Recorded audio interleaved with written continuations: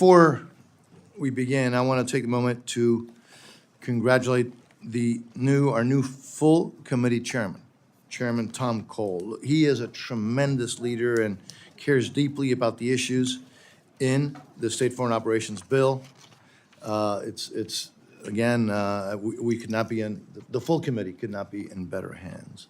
I'm also extremely pleased to welcome our newest subcommittee member, I know the other subcommittees meet at the same time, Mr. Juan Ciscomani from Arizona. I actually pleaded and begged and scratched and pulled to try to get him on this subcommittee. He's going to be a great addition to this subcommittee. And so again, I'm thrilled to work with Juan Ciscomani on this subcommittee. Minister of Power, again, welcome back.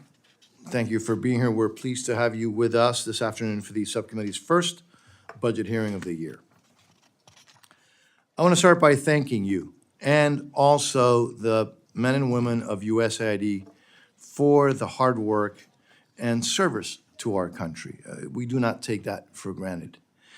These are difficult times, and their commitment, the folks that work with you to duty, is noted and greatly appreciated by this committee, by every member of this committee. The fiscal year 2025 budget request for the U.S. Agency for International Development represents a slight increase from the FY24 enacted levels for the USAID managed accounts. The recently enacted fiscal year 24 State Foreign Operations Bill, I think, takes an important step towards right-sizing the foreign assistance budget in the wake of reckless spending of the last number of years. I encourage this administration, and frankly, the many advocates working in this space, to think and change the narrative. Now, the question should no longer be how much money can we get, but how do we utilize the resources that we do have more strategically and more effectively. For example, Madam Administrator, when you evaluate your programs, I obviously assume that you don't just determine whether they are working based on how much funding goes out the door. Instead, I guess, or at least obviously I would hope, that you look at whether the investments change things for the better and meet the goals and the objectives that have been established, that have been set. And likewise, we can't simply discuss the growing needs globally and expect to meet those challenges based solely on the amount of dollars provided for the response. I am committed, working with you, to define the strategic priorities and create solutions to make our aid more effective. I think anything less is a disservice to the American taxpayer, to our own national security interests, and those that we're actually trying to help. It's also well past time for our partners and our allies to step up. The United States cannot continue to carry an outsized share of donor funding for global challenges. So today I'm interested in hearing about what the administration is doing to plan strategically with traditional and non-traditional donors to meet critical needs around the world. In light of all this, I will reiterate what I said at your hearing last year, Administrator. We need to get back to basics, to what we know that works. Because funding and promoting polarizing and politically charged programs will frankly only mean additional cuts to the State Foreign Operations top line in future years. That's just a statement of fact. Those kind of things jeopardize support from Congress, from the American public, and notably even from our foreign partners, especially when funding is tight. So instead, proven investments in areas with broad bipartisan support is where I think you should focus on making important advances for global development. And so as important as to the what is the who. I support your efforts to find local solutions through local partners, and also your efforts to increase private sector engagement. I am, however, concerned by the heavy reliance on the United Nations in carrying out USAID programs. Many UN organizations have shown their true stripes since the horrific attacks by Hamas on Israel 6 months ago. For decades, they turned a blind eye and actually, frankly, enabled Hamas to turn hospitals into dens of terror, brainwashed kids to hate Jews, and used innocent civilians as human shields in their war against Israel.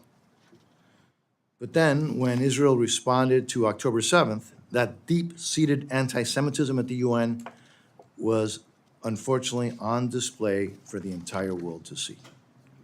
Almost every single UN leader, with the exception of the executive director of the WFP, has spread disinformation attacking Israel, including messages originating from Hamas. The UN humanitarian coordinator thinks Hamas, and has said so, with Hamas's gruesome and inhumane track record is merely a political movement. UNICEF and the World Health Organization continue their blood libel while saying Israel is targeting hospitals and aid workers. Thankfully, the fiscal year 24 appropriation bills prohibits funds to UNRWA, a first step in making it a thing of the past. The bill also requires analysis and reporting from every UN and international organization funded in the bill on addressing the rampant anti-Israel bias and anti-Semitism. And here's the sad part. Well, another of the sad parts. There are so many qualified organizations to partner around the world with, from small local organizations, faith-based groups, to large international non-governmental organizations. So the notion that the UN organizations are uniquely qualified is frankly just not true. It's a farce. And I really hope that you will work to expand your partner base in all sectors and regions. I have many topics to address. We do have many topics to address, and I will in my questions, but I want to leave plenty of time. In closing, let me once again thank you. Thank you for being here today to testify on the administration's fiscal year 25 budget request for USAID.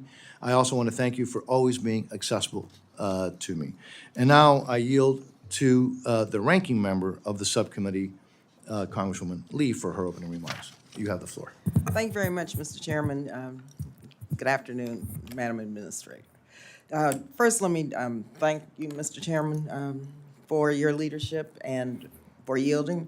You know, one of the reasons that I truly value serving on this subcommittee is that even though we disagree on a variety of issues, we're friends and we understand each other's point of views very clearly, and thank you for that. I also get a chance to serve with colleagues who, like myself, know that in addition to being an American, we are also citizens of the world and want to put in the work to tackle the big challenges that we face together. I recently, Madam Administrator, was in Ghana, Nigeria. I spent Easter Sunday in Chad, in the refugee camps right on the Sudanese border. People, as you know, are facing violence. Women are being raped. The refugee influx into Chad is mounting. And so hopefully people are facing starvation. Hopefully, in addition to providing for the dire humanitarian needs that I know you all and USAID is providing and have to ramp it up, I hope that we can also look at the underlying issues and help forge a peace process that leads to helping to end this war. Also, make no mistake that many of these challenges are immense, as you know, an eruption of violence and war, not only in the Middle East, not only on the continent of Africa, but throughout the world. Efforts by dictators to roll back human rights and undermine democracies, violation of international borders, proliferation of weapons, including nuclear weapons, famines, and pandemics, man-made climate change that's destroying crops, lives, and in the case of some island states, entire countries. And thank goodness that you're leading this effort to address many of these challenges around the world. But yes, they can't be solved by one nation, as our chairman said. They require teamwork, they require alliances, and they require true partnerships. And when I travel abroad, just I did week before last, I often meet with people who are leading on these issues in their home countries. And let me tell you, and I think you know this, they want to partner with the United States. In fact, many of them would prefer to partner with the United States rather than Russia or China. And they're asking tough questions, though, about the United States as a partner. They're asking whether we're truly committed to sticking with them and willing to invest the funds and resources necessary to truly address these problems. They're also asking us to take their views and their priorities seriously, as true partners do. If you look at the fiscal 24 budget that we passed a few weeks ago and where this Congress is headed, I fear that many people around the world are losing faith in us as a partner. 20 years after we started first talking about the three-legged stools of our national security, diplomacy, development, and defense, we're no closer to bringing balance to this stool. In fact, we have never been so lopsided. The resources that we spend on defense dwarf the resources that we spend on our presence overseas, the pursuit of American interests, and our most basic partnerships to build a better and a safer world. Our military leaders, they get it. Famously, General Mathis told Congress a decade ago, if you don't fully fund the State Department, then I have to buy more ammunitions. But no matter how many times our own military leaders say it, successive Congresses have refused to make the civilian investments needed to take the pressure off of military action. In fact, in the most recent appropriations cycle, diplomacy and development were cut by 6%, while the Pentagon budget was increased by $7 billion. And the Pentagon just flunked its 6th audit. Waste, fraud, and abuse is rampant. We let the military contractors and weapons and arms dealers get away with this with no accountability. We can't keep going on like this. If we're truly serious about confronting these challenges, then it must be reflected in our budget. Without sufficient development funding, we face a future stuck in cycles of crises that require more and more humanitarian interventions and even military interventions and result in a less stable world. Now, we know that our colleagues want us to invest more in diplomacy and development. I've seen the requests that members make each and every year. For fiscal 2024, members of the House submitted more than 7,000 individual requests just for this bill, 7,000. Those members have done so and continue to do so because they know that these investments are crucial for humanitarian values, for peace, and for security. So, Administrative Power, you've dedicated your life to this mission of advocating for governments to prioritize basic human dignity. And I'm really proud that you're there at USAID, leading an institution and workforce who are just as selflessly dedicated to this mission. And we need to be sure that the administration and the president are making the case in the budget as they should. So I look forward to partnering with you, with Chairman Diaz-Balart, with our ranking member, and with our chairman of the Appropriations Committee to make the case for why this bill needs to invest more this year and in future years to serve America, the American people, and the world. Thank you, and I yield back. Thank you very much. Actually, before I yield now to the distinguished ranking member of the full committee, I do want to, I mentioned that we have a new addition to the subcommittee, Mr. Siscomani. Before you got here, I actually said some nice things about you, but I'm not going to repeat them, so you're going to have to look up in the record. So, welcome. Well, thank you, sir. I almost flipped over in my chair here, so I found that there was some hazing going on here on the new guy. Or maybe I just don't know how to handle the chair. Thank you, Chairman. I appreciate it. Thank you. I will now, it's a privilege to yield to the full committee ranking member, again, the full committee of appropriations, Ms. DeLauro, for her opening statements. Thank you so much, Mr. Chairman, and thank you, Ranking Member Lee, for holding this hearing.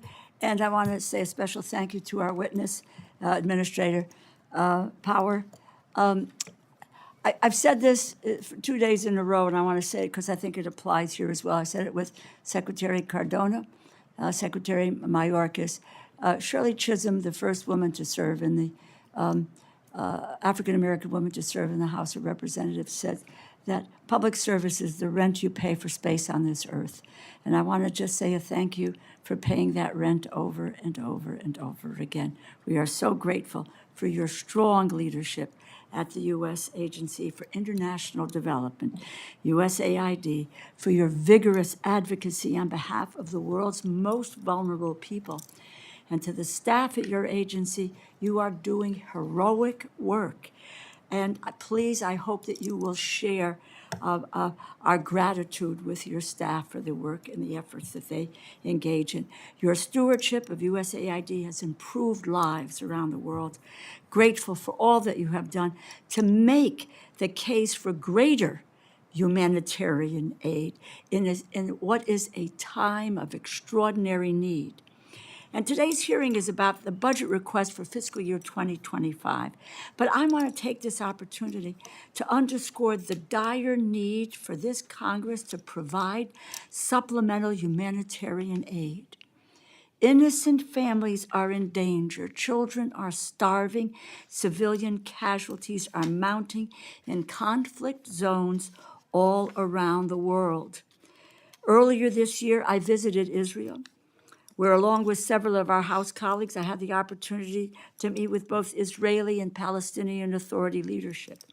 We visited the border with Gaza, the site of the massacre at the music festival, met with families of the Israeli hostages and Palestinian victims of settler violence. We cannot abandon the innocent civilians and humanitarian aid workers caught in the crossfire of this conflict. The costs of Hamas's rule over Gaza and war against Israel are borne by innocent Palestinians. Israel's harsh response to the October 7th attack and indiscriminate bombing campaign has raised these costs further. Families and children are facing unthinkable circumstances, millions facing famine because of this conflict. No one with clear eyes would say otherwise. And we cannot sit on the sideline and watch people starve in this world, in Gaza or elsewhere. In Gaza, this is why I've called for an immediate ceasefire of at least 6 weeks to enable the delivery of aid to civilians in Gaza. We must protect aid workers, open additional crossings to bring in at least 500 trucks a day, and ensure that food cannot be used as a weapon of war. And it's not just about Gaza. The humanitarian support requested by the administration would make sure we are not leaving Ukrainians or the Sudanese, the Haitians, the Rohingya behind. The world needs strong American leadership through supporting our allies' security and especially through humanitarian assistance. Stability around the world is quickly deteriorating because of an absence of American support. An absence caused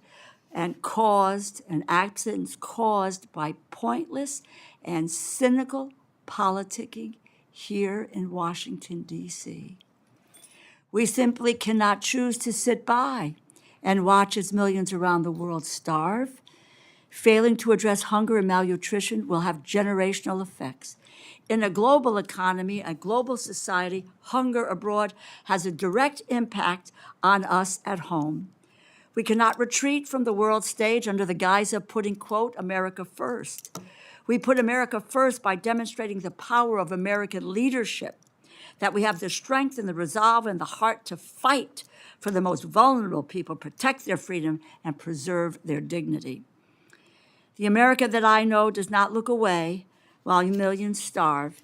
It sends critical supplies like ready-to-use therapeutic foods, RUTFs, which is a product that brings 95% of wasted children back from the brink of death in just a matter of weeks. The America that I know does not turn a blind eye to the indiscriminate killing of civilians either. Yes, we must use our diplomatic and our defense tools to resolve conflicts, but we must also use our humanitarian and development resources to help the children and families who did not ask for conflict, who did not ask to be driven out of their homes and who are fighting for their countries. We must get this done. Our allies and our adversaries are watching, and we must be unwavering in our purpose. And without a supplemental funding package, USAID will be forced to further dip into its annual funding resources, which, in fact, cannot deal with the dire needs that must be met around the world. While I continue to press congressional leadership to move quickly on this desperately needed humanitarian aid, I'm pleased to see that President Biden's budget for fiscal year 2025 provides the agency with moderate increases for humanitarian, global health, climate, nutrition, and accountable governance programs. Countering fentanyl, combating hunger, and reaffirming the U.S. as a global health leader are all critical missions undertaken by USAID. I look forward to discussing your efforts in these areas and others during this hearing. We must continue to ensure that USAID has the funding necessary to support the world's most vulnerable individuals, while reestablishing American leadership on a global stage. And I will just say this, you cannot do more as you are doing with less. We need to continue to ensure robust funding for the work that you have been tasked to do. And thank you, Mr. Chairman, and I yield back. I thank the distinguished ranking member of the full committee. Madam Administrator, your full statement will be placed in the record. Again, thanks for being here. Please feel free to summarize your testimony, and now you're recognized. Thank you so much. Thank you so much, Mr. Chairman. Thank you, Ranking Member Lee. I also would like to recognize the newly elected chairman, Tom Cole, and grateful Ranking Member DeLauro for you being here and for your leadership and your strong words. I look forward to working with all the distinguished members of the committee on a set of really complex, hard challenges that we are facing as a nation and that the world is facing beyond our borders in a manner that has ramifications back home. I'd just like to start by situating us in the lobby of the Republic of Korea's development agency, which is their equivalent of USAID. There, they display an old bag of flour from the 1940s, which is marked with the words, "From the American people," which of course is what is also USAID's insignia to this day. This is a reminder of how the United States supported them when they were one of the poorest countries on the planet.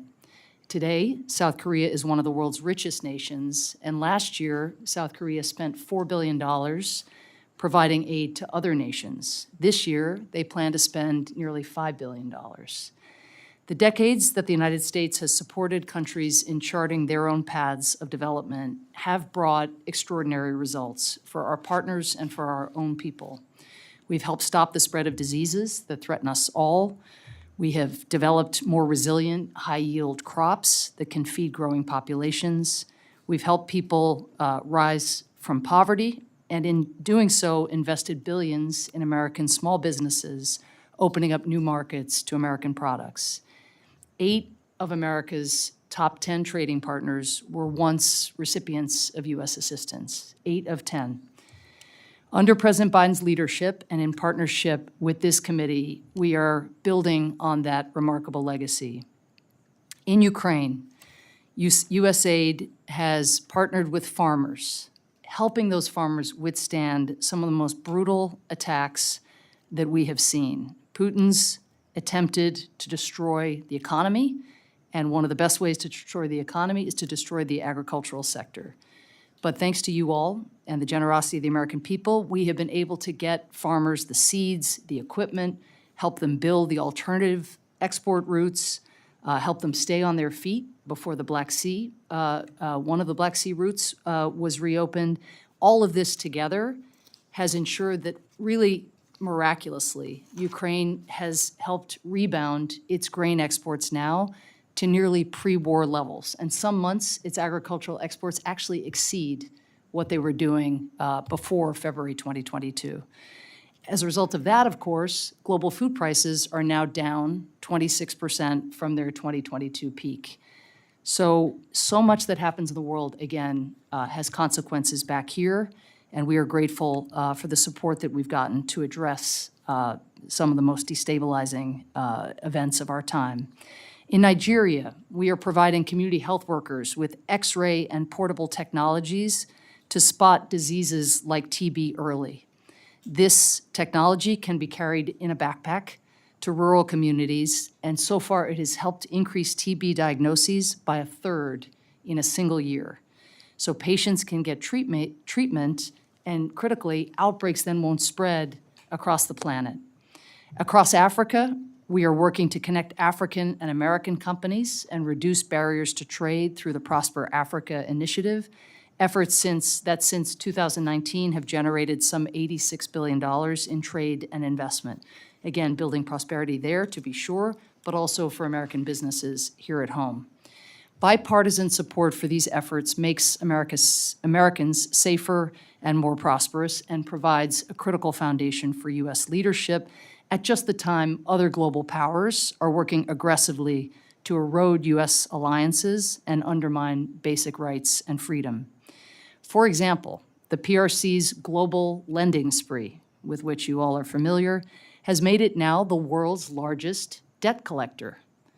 For every dollar of aid that the PRC provides to low-income and middle-income countries, the PRC has provided $9 roughly in debt.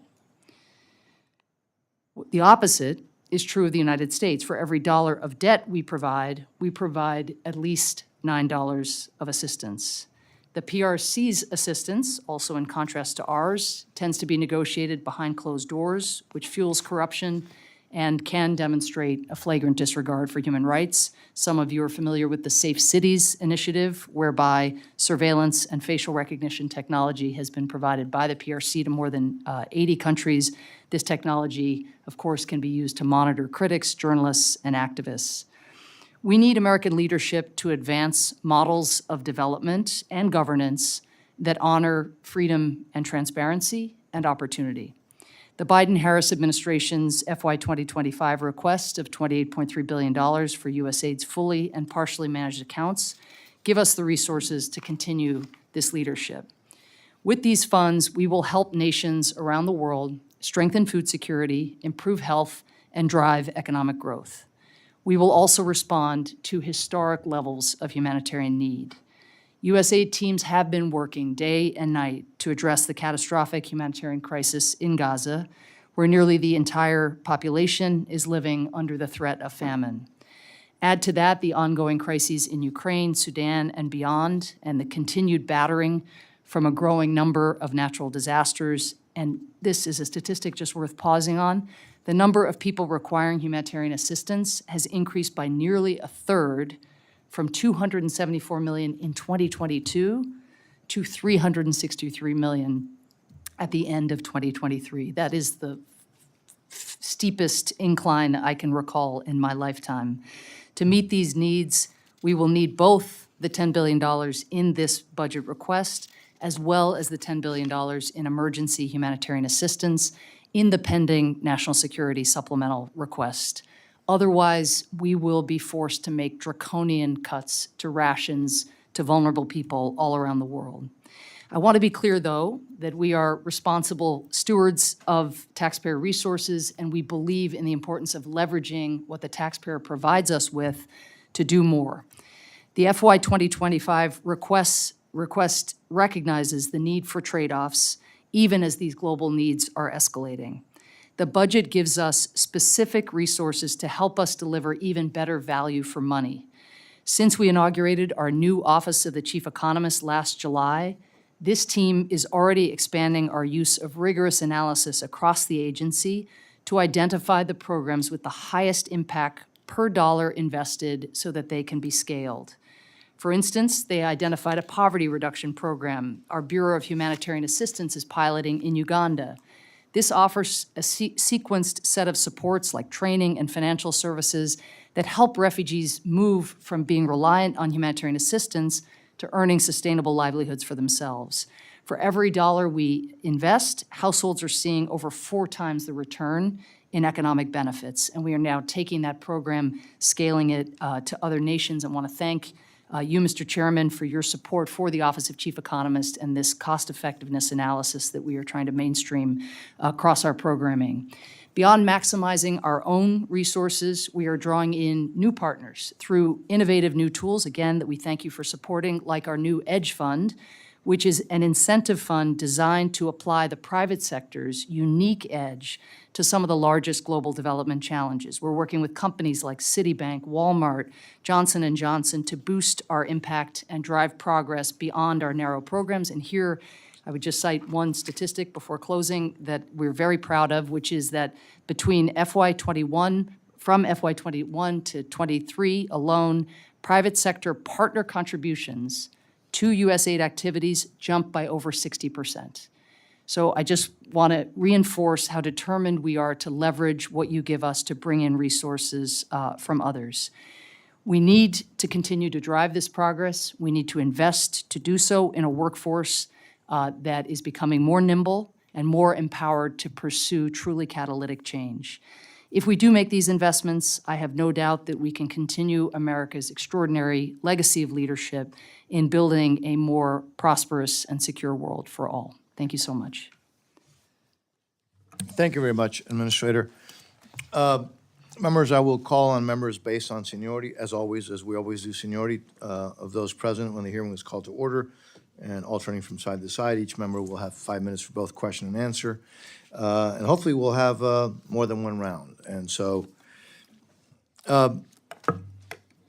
Administrator, I assume you're up to date on what is transpiring in Venezuela, including the disqualification of both Maria Corina Machado and then the standing candidate who Machado designated in her place. And so knowing of the fact that the opposition has been disqualified from running, what redeemable value is left in this exercise? It's obviously not an election that's about to take place in July. Shouldn't we be able to say at this moment that, based on the facts, what has transpired, that this by definition is not a free and fair process? Well, certainly we share your concern that the coming elections are already falling far short of anything resembling international standards. I guess and you are very, very familiar with the situation on the ground there and the exclusion, intimidation, arrest of opposition leaders.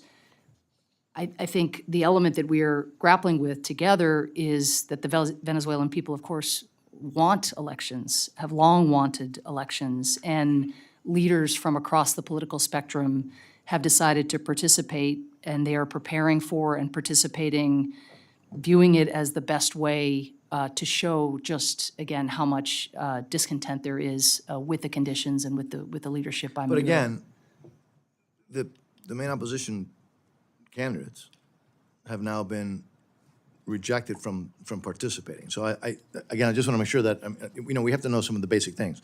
Would you agree with me that that is no longer a free election? Well, Free and fair election? I guess I don't ever feel, and maybe this is a character flaw, that we have the luxury of giving up on pushing. No, I know that. We have to keep for- pushing, but do you foresee that election as being a free and fair election? Like I That's said, not- I think we see the same facts on the ground and have grave concerns, just as you have. I think we are seeking still. Give you an example. The recent statements by progressive leaders, let's call them, in the hemisphere, and the pressure that they are exerting on the Venezuelan regime is something that we haven't heard in the ways that we have sought for some time. That's a new element. Our engagements with opposition politicians, they are still fighting on the ground to try to organize, to try to put forward some candidate that can stand on behalf of democratic aspirations. So we're just still in the scrum, trying to be supportive for those No, I get elements who that. want democracy. I get that. So I but- don't but- want to but that- prejudge where we'll get. Well, except for the fact that that people are pushing, and as you are, and the United States is, and others are pushing for elections, doesn't negate the fact that the main opposition folks are not allowed to participate in the election. Because here's my point of that. why are we going to be spending taxpayer funds on observing what is in essence a farce? I should note that those funds are pending before the committee as we speak. So, Administrator, I'm going to need some assurances, because it seems to me that spending taxpayer money on something that we can try to use diplomatic talk all we want is a farce, is not exactly potentially the best use of taxpayer funding. So I need some reassurances as to what are we looking at doing here? I mean, so we all aspire, and we all want to continue to pressure and push for free and democratic elections in Venezuela. I don't think anybody could ever believe that those elections, as they're going to take place now, are free and fair. I mean, I don't think anybody doubts that they're not. Precisely, you're saying folks are pushing for it to happen, but they're not. So again, I need some reassurances, because spending taxpayer money on just kind of like a farce is the kind of thing that I think the American people have issues with. I mean, maybe we could just take offline this discussion. I have seen other parts of the world, when the United States declares an election, when the United States government declares an election unfree or unfair, it gets one reaction. When we're able to bring in independent, non-governmental monitors who make that assessment, it actually has more credibility, including in the kinds of circles, again, that we are seeking to enlist in putting more pressure on Maduro, since clearly, again, we are not seeing the pressure that we are imposing producing the desired results. Well, I look forward to continuing working with you, but as you can see, I've got point some well serious taken. concerns. Yeah. All right, now, let me just go you. one more question, and then we'll move on. The SFOPS bill for fiscal year '24 directed you to work with the Secretary of State to certify and report to the appropriate congressional committees that oversight policies and procedures have been established and are in use to prevent the diversion of humanitarian assistance in Gaza to Hamas or other terrorists, and the misuse or destruction of such assistance. And obviously, we can't afford to repeat the mistakes of the past. Let me be perfectly clear. Entities that you plan to fund cannot be allowed to turn a blind eye to the use of its facilities for Hamas terrorist actions, divert our assistance to Hamas or Hamas's interests, or allow its employees to participate in Hamas terrorist activities and attacks against Israel. We've been very clear about that. That's by the way, because of all those things and more, that's what was taking place in UNRWA. You know, principals, teachers, counselors at UNRWA schools are known Hamas militants, and Israelis have been warning the UN about this for years, falling on deaf ears. And we're not talking about a handful of bad apples. We're talking about systematic rot throughout the entire organization. I will tell you that my big surprise in all of this was to think that some are still advocating for UNRWA to carry on. It has been hard for me to understand. So let me ask you this. What can you tell us and the American people about how you will ensure, as dictated in the bill, that humanitarian assistance being provided for the people of Gaza will be safeguarded from diversion to or influenced by Hamas? Well, let me just first say that, well in advance of these new provisions, our Inspector General, USAID's Inspector General, I'm sure this is true of the State Department Inspector General and others, are all over this operating environment, its complexity, the fact that Hamas, has acted in the way that it has. I mean, the horrific terrorist nature of Hamas, but also infiltrating, it looks like, on the basis of the allegations, UNRWA. Israel has eyes on all humanitarian assistance that goes into Gaza. The government of Israel also is keeping very close watch on convoys and trucks. USAID's partners are trusted partners, one of whom you mentioned, I think, in your opening statement, World Food Program. That's our largest food provider. We work as well with UNICEF, with the International Medical Corps, with many US-based NGOs. These are trusted partners we work with all over the world. They're under an obligation to report any diversion that occurs. As you know, there have been reports of convoys where civilians charge at the convoys in order to try to seize the goods on those convoys. By and large, these are families, parents desperate to bring food home to their families because of the degree of scarcity. But our partners report those incidents when they occur and are obliged to do so. So we will be very transparent, as we always are, with the Inspector General, and we welcome more oversight because this is obviously the most complex environment to operate in the world. Great, and just a couple of other issues related. The 15-day requirement in the Act for certification has passed. You know what the status of the new oversight policies and procedures are, and when can Congress expect to receive the certification? Because obviously this has to be a top priority. Yeah, I believe that this is something done jointly between the State Department and USAID, and there were a lot of different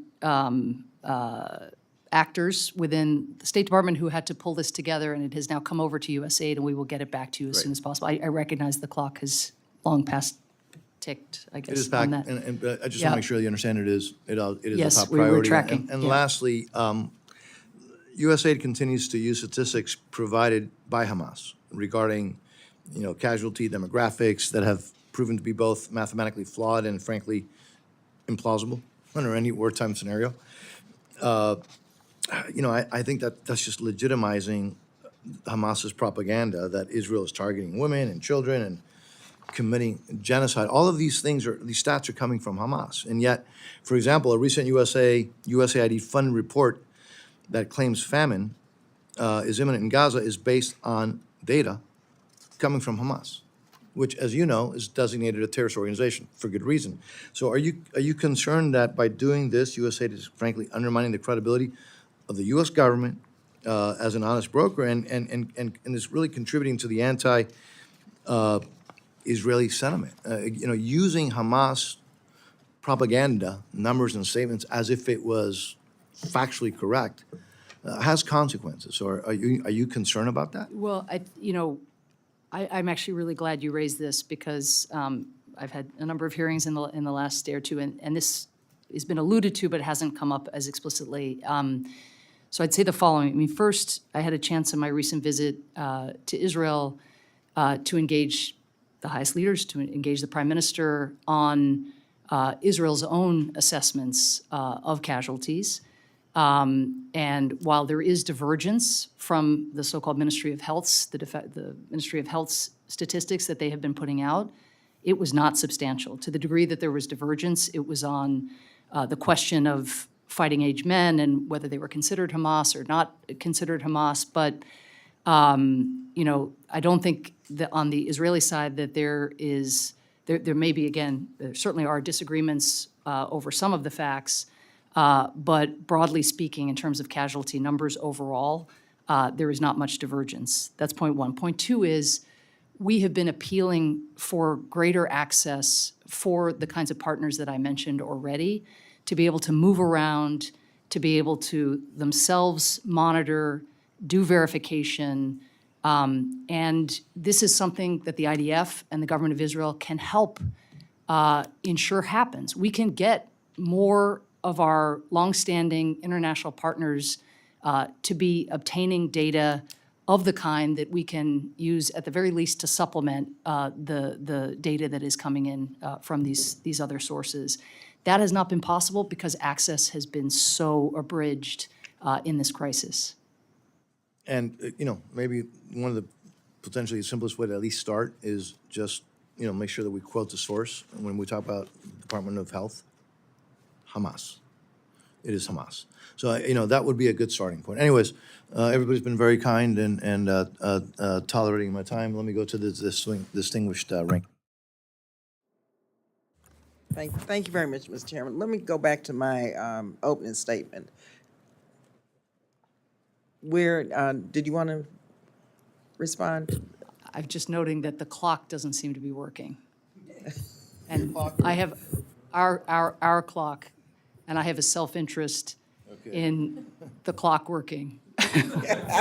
We will, all right, we'll see what we can do about that. Okay, actually, and because, one of the privileges of being a chair and ranking member is that the clock works to our advantage.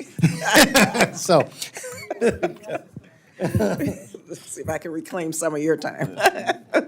As I mentioned, Madam Administrator, in my opening statement, we're really failing to invest adequately in our diplomacy and our development toolkits. The recently passed Fiscal 2024 FOBS bill cut development assistance and economic support funds by about 10% each. Now, how are you able to make the case for development both within the administration and publicly if, in fact, these cuts continue? What new public arguments are you making to build, I guess, broader public and political support? And finally, again, going to the defense budget, we increased the Pentagon spending by $27 billion last year. That's almost as big as USAID's fiscal 25 budget request, I believe roughly around $28 billion. And so what would USAID be able to do if we doubled USAID budget, making only a minor dent, mind you, minor dent? I know there's about 150 billion in waste, fraud, and abuse in the resources provided to the Defense Department, and how would this impact both U.S. security and the security of our country, allies, and partners? Well, there's a lot in your question, and grateful for, of course, for the premise of the question. You know, I think it was the day before yesterday, I testified by our Senate counterpart, Appropriations Subcommittee, and Senator Graham began the hearing by saying, you know, I'm as hawkish as the next guy, but we can't kill our way out of this mess. Meaning the number of crises that exist around the world, so many of them at their root lie either severe economic deprivation, evil radicalization, but that still requires reaching young people and, you know, diverting them from the path of radicalization. You know, we just experienced a once-in-a-century pandemic where more lab capacity, more surveillance certainly is one of the lessons we take from that, you know, something that can harm American lives can come from anywhere. And we have a great global health security initiative that you all have supported. But in the bill that just passed, we had to cut it by $200 million. And that's, you know, I know COVID is receding, you know, but not for those families who lost loved ones. And we just, you know, can't know precisely where the next threat to American health is going to come from, but we can diversify our portfolio and really make investments with other countries, leveraging those investments to get other countries to do more as well. So I think, again, to your point, we need to make the case in terms of the security and the welfare of the American people. I gave some examples at the top about our economic interest as well in you know, enhancing regulatory environments for American companies to invest, enhancing trade, fighting corruption, so more of the proceeds actually go, you know, to the people in these countries. But, you know, I do hear a lot up here rightly about geopolitical competition as well with the PRC. And, you know, you ask if we could double our budget, I mean, I would be able to meet, I think, much more of the demand signal that we are getting to be the preferred partner. We are the partner of choice. There is a ton of buyer's remorse because of the consequences of the Belt and Road Initiative in terms of debt distress. People are ready for stepped-up engagement with the United States across Asia, across sub-Saharan Africa, in our own hemisphere. But you know, that is not something that we're not in a position to optimize our ability to take advantage of that buyer's remorse by seeing what is going to be around a 10% cut to our development assistance account this year. Thank you, Madam Ambassador. If we have a second go-around, I'll yield any time I have so that we can get to additional questions. yes. Ranking member of the full committee. Thank you very much, Mr. Chairman. Again, my deep thanks for you to be here today and for the work that you're doing on providing humanitarian aid. I mentioned in my opening remarks returning from a CODEL to Israel, Gaza, and the humanitarian need is dire. And I just might add that this was a few weeks ago. I had a conversation with Ambassador McCain, who is doing an outstanding job with World Food Program. and I asked her where we stood in Gaza on the issue of people starving, et cetera. And she said to me that she said they're going to be on the verge of famine. This is coming from Ambassador McCain of the World Food Program. Many of my colleagues have suggested that we curtail or even prevent funding for humanitarian aid to Gaza. So I have a series of questions. First, what would the consequences be if the United States stopped providing humanitarian assistance to Gaza? How much aid, in terms of aid, how much aid is getting into Gaza? So let me just ask you to quickly, if we stopped, the U.S. stopped providing humanitarian assistance to Gaza. I mean, the already dire food situation would by definition get a lot worse. We have traditionally been the world's largest humanitarian Right. donor on most crises, certainly on this one. Again, we seek to leverage what we do to get the Gulf, the Europeans and others to contribute more. And with our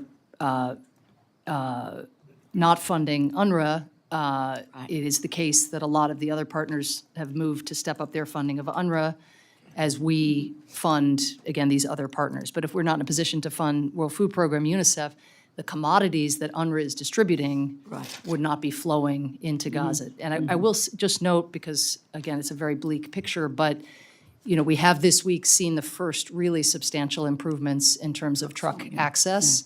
So up to this point, the limiting factor has been access and mobility inside Gaza.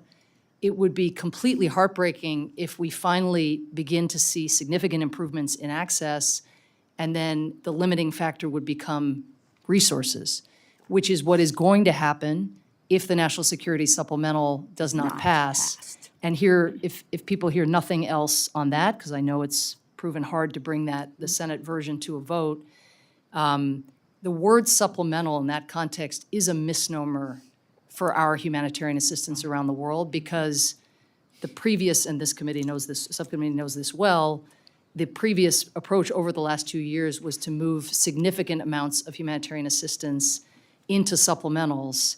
And basically, if we don't get the National Security Supplemental, given the FY24 budget that just passed, we will be looking at a 40% cut in humanitarian assistance globally, of which Gaza is just a subset, but an important subset, with a 40% increase, roughly 35 to 40% increase in global need. So that is the delta that we are looking at. What the delta translates into in human terms is a requirement that we cut people off rations, or those families that are receiving just the bare minimum to live will get roughly half or a quarter of what they're currently receiving, because we have to make the money go around as best we can.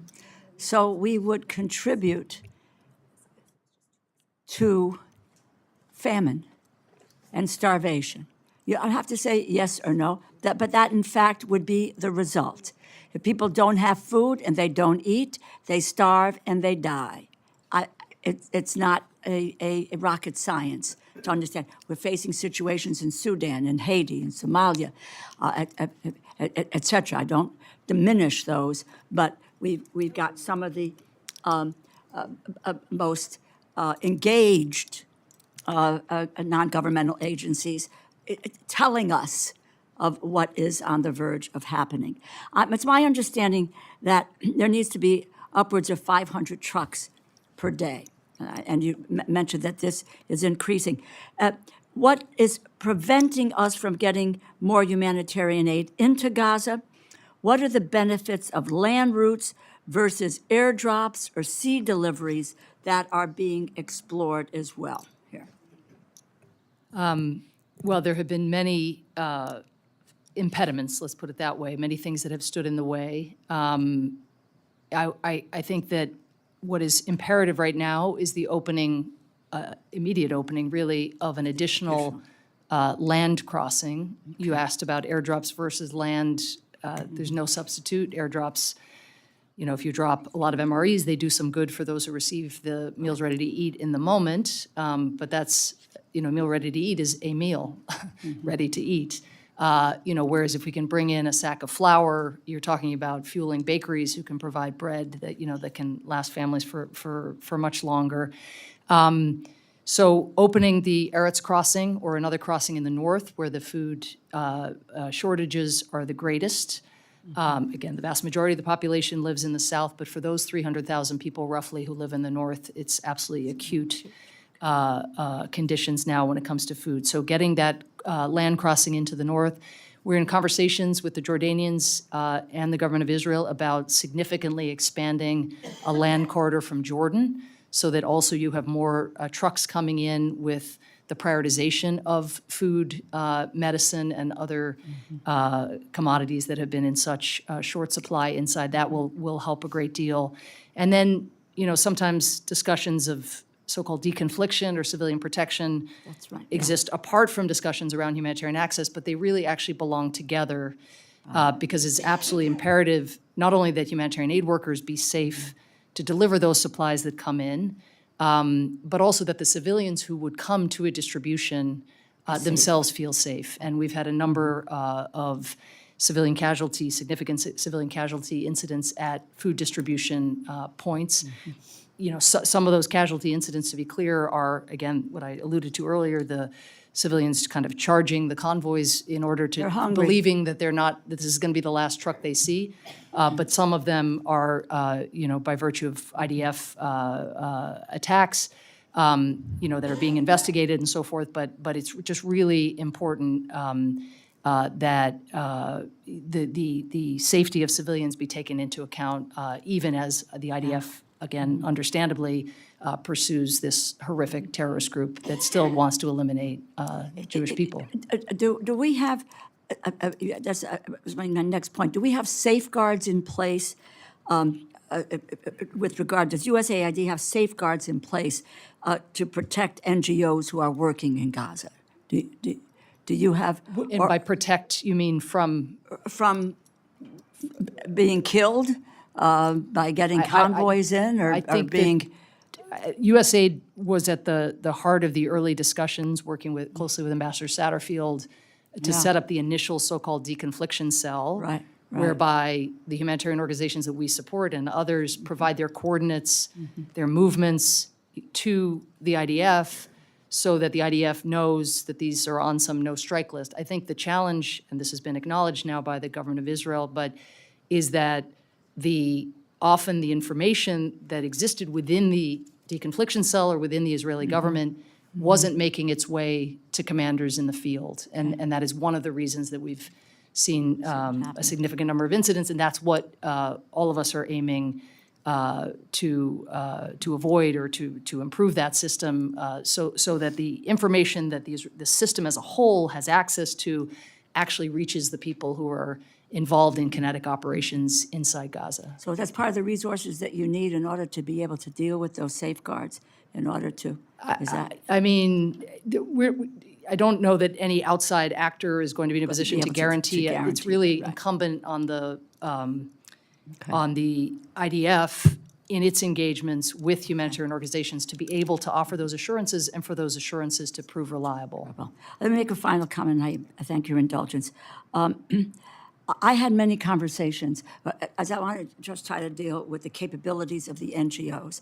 There's some view that this is maybe an easy process.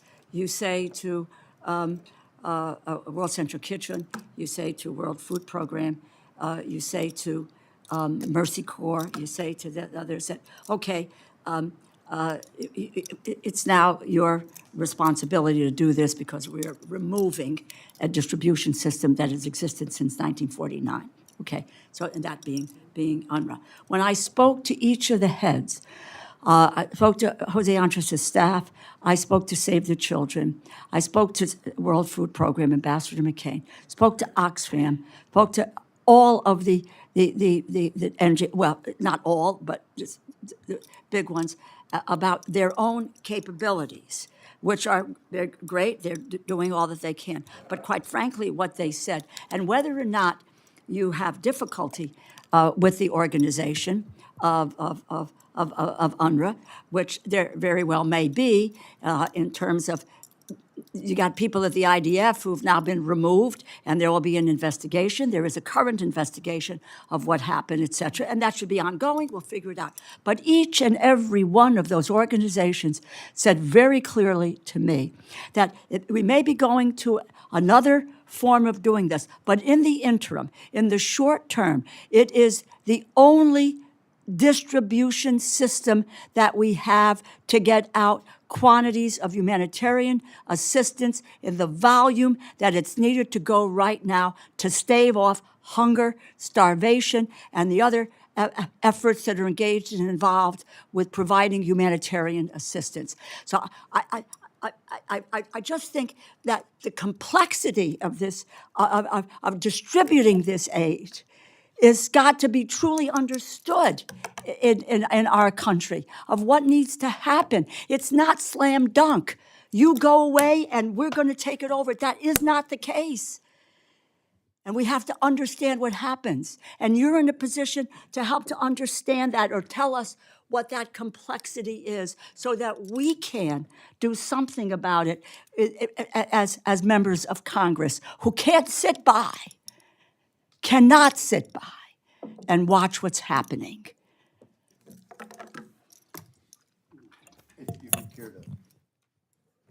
I Let me mean, thank What is the the capabilities of these Lisa, groups to be on, to do what needs to get done at this moment?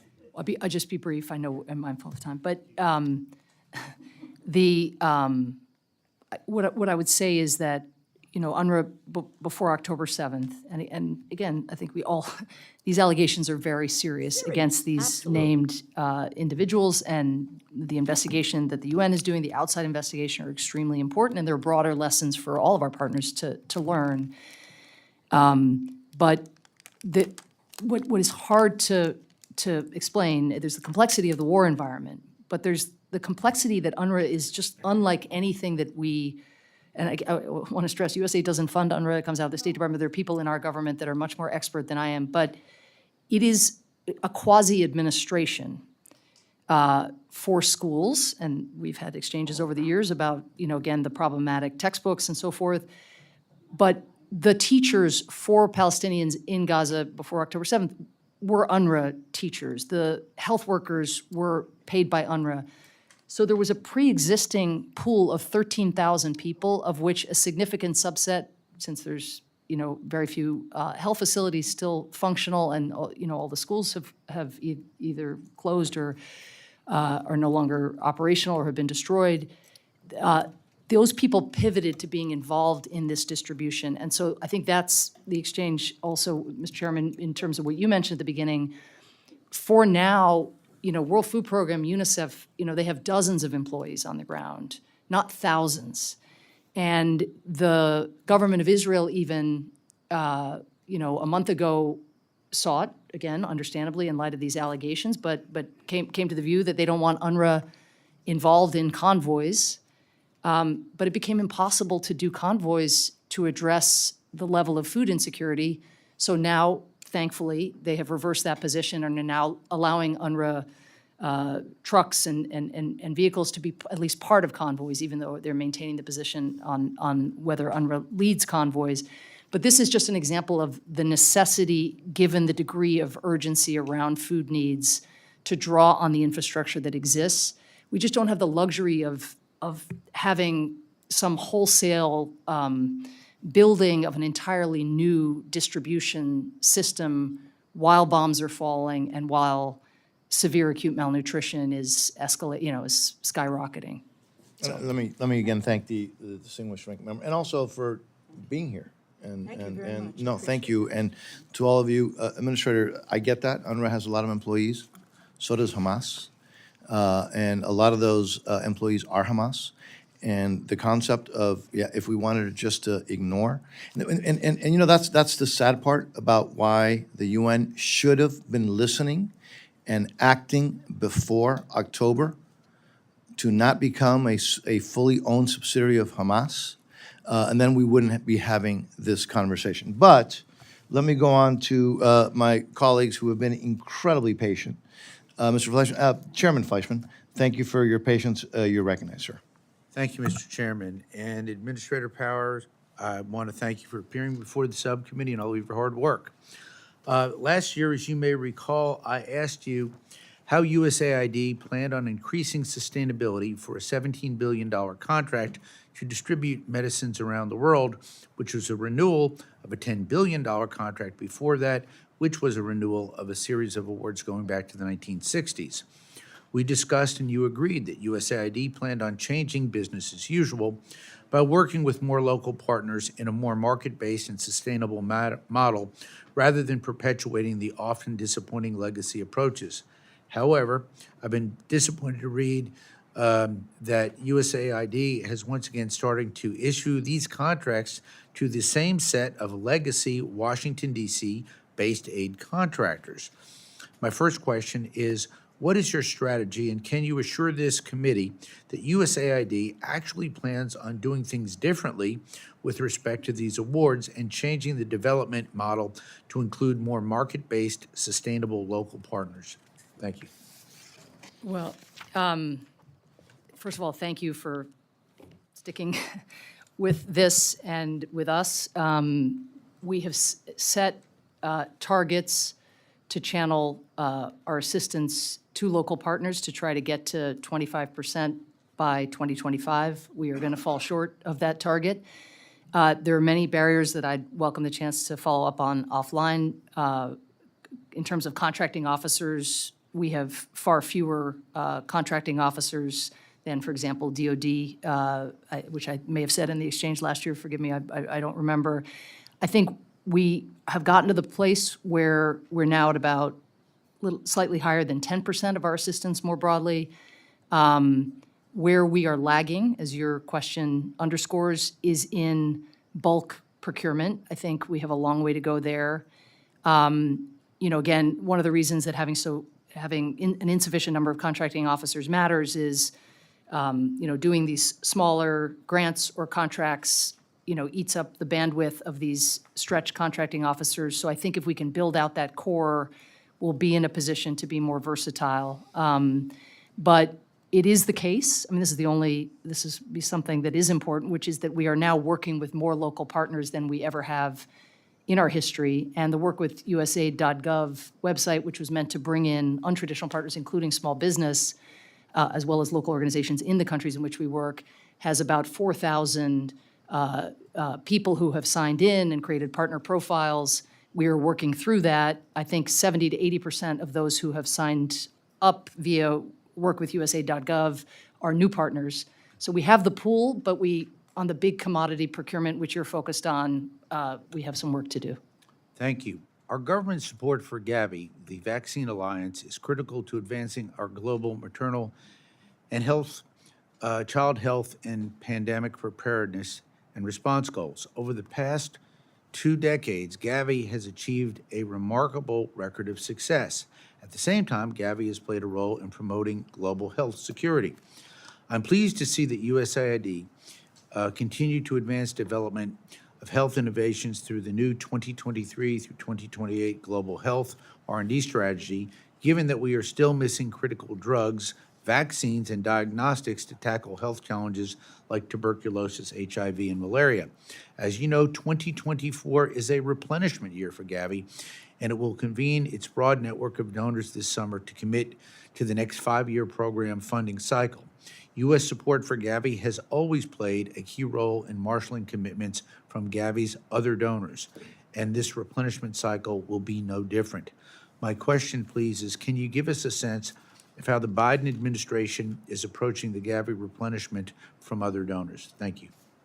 Thank you. Well, again, your commitment to Gavi reflects, I think, the bipartisanship that has always accompanied these replenishment cycles. We hope that persists into this cycle. The budget request before you includes $300 million for Gavi. That's a $10 million increase over that, which was appropriated in FY 2023. And, we think that signals the longstanding commitment that we have had. A lot of what we do for Gavi is also development diplomacy. Again, trying to shift our way of doing things into both attention to our programs, attention to our contracting, and the diversity of our partner base, as we discussed, but also recognizing that the calls we make to other countries, the way we leverage, for example, this $300 million, will have as much to do with how much Gavi has, more, in fact, as our own commitment. But Gavi is an investment in American security, health security as well, and I think that's what our generosity toward Gavi reflects, is both generosity, but also enlightened self-interest in terms of American health. Thank you for your answers, Mr. Chairman. I yield back. Thank you, you, Congressman. Chairman Fleischman. My distinguished colleague from Florida. Ms. Franklin. Thank you, Mr. Chair.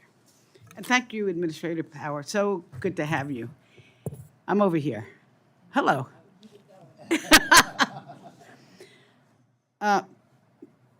Mr. Chair, I would like to remind folks that the suffering in Gaza is a result of Hamas's terrorist attack on Israel,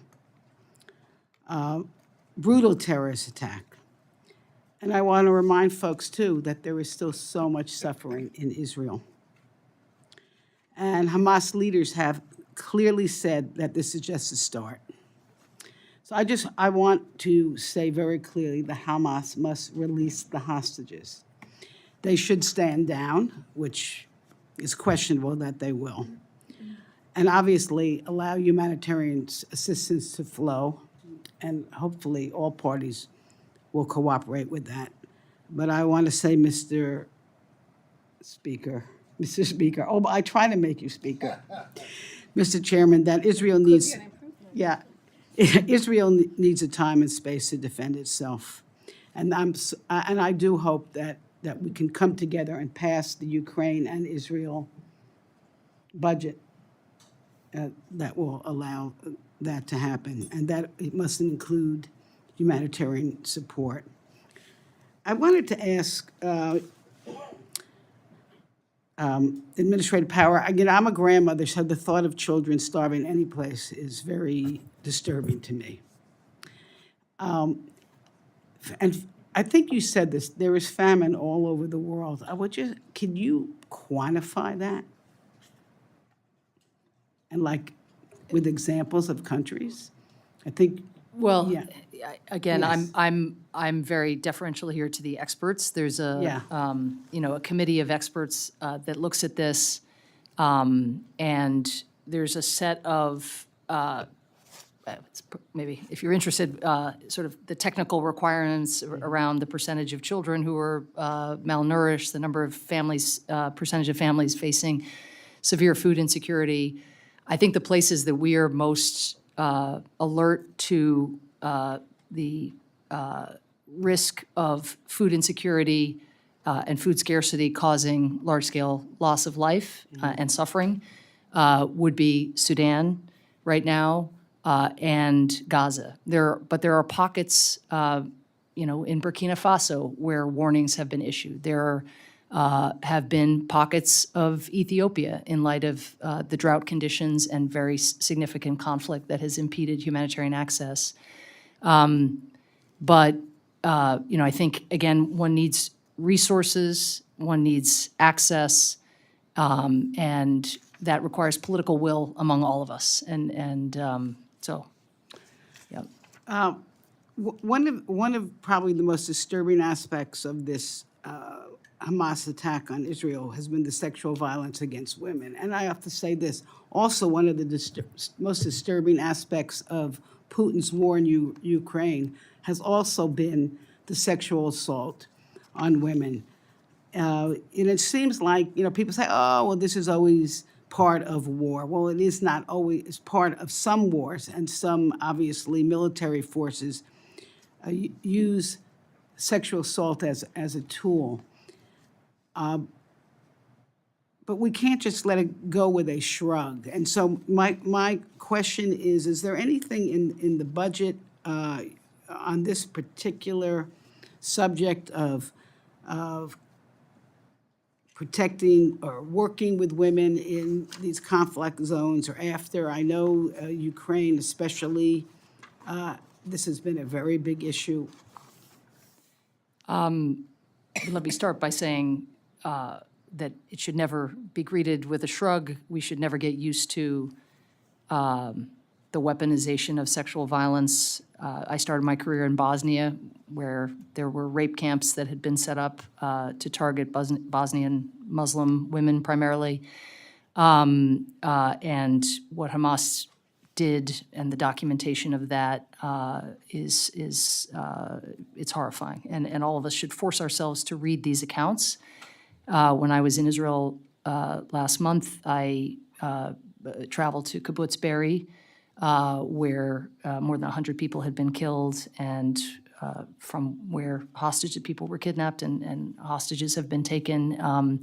And, you know, again, we have to confront this, and we have to be there for survivors on the other side, no matter where this happens. Tigray is a place where there was rampant sexual violence as part of that war.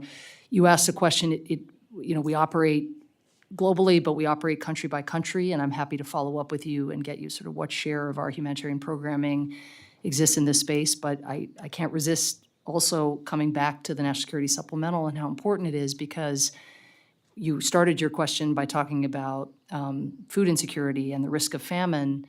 When you have people who are at risk of dying if they don't get access to rations, and the pie in which you are, you know, and the number of crises and conflicts is increasing. I mean, a year ago when I last testified here, we didn't have the war in Gaza and we didn't have the war in Sudan.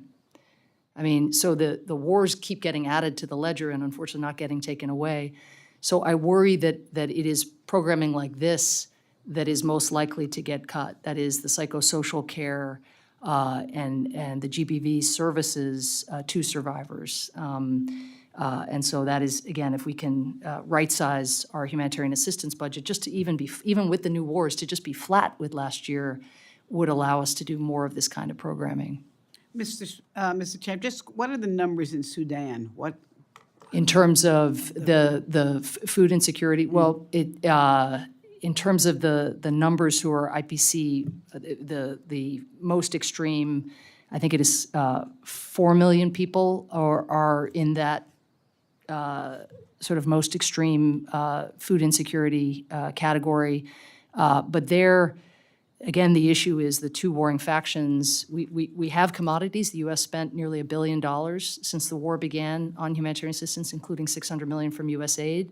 But the two men who have taken their country down the path of ruin are not allowing convoys to flow freely from one area to the next. This is, I recognize something, again, that is happening in other parts of the world as well, but we feel we could reach many more people if we can get more resources and if the political pressure on those leaders will allow those goods to flow. Mr. Speaker, if I might say, and I thank you for your answer, I would call on these humanitarian protesters of the world to also raise their voices for what's happening in Sudan. Let me associate myself with the words that you've been Thank mentioning. you, and I yield. Mr. Kroll, thank you again, and you've been patient, so thank you. Thank you. Administrator Powers, thank you for being here with us today. It's always great to see you. Like last year, I want to start with the U.S. Merchant Marine Fleet.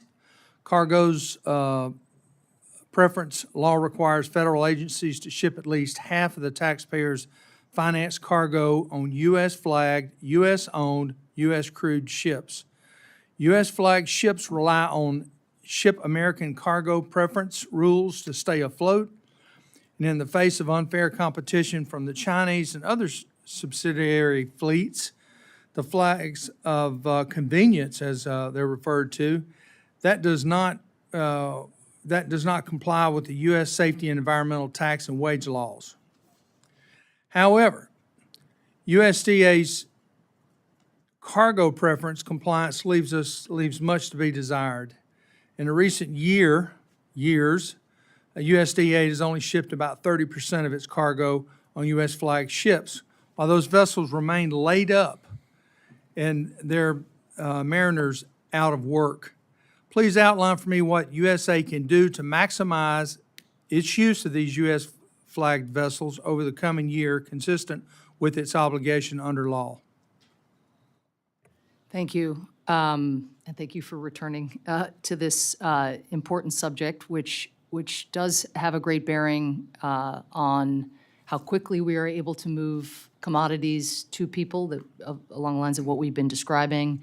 But not only that, as you note, given that the costs of freight come out of the overall cost of doing business for humanitarian assistance, it also has a bearing on how many people we are able to reach. So that these cargo preference questions are really material to USDA and to our work together.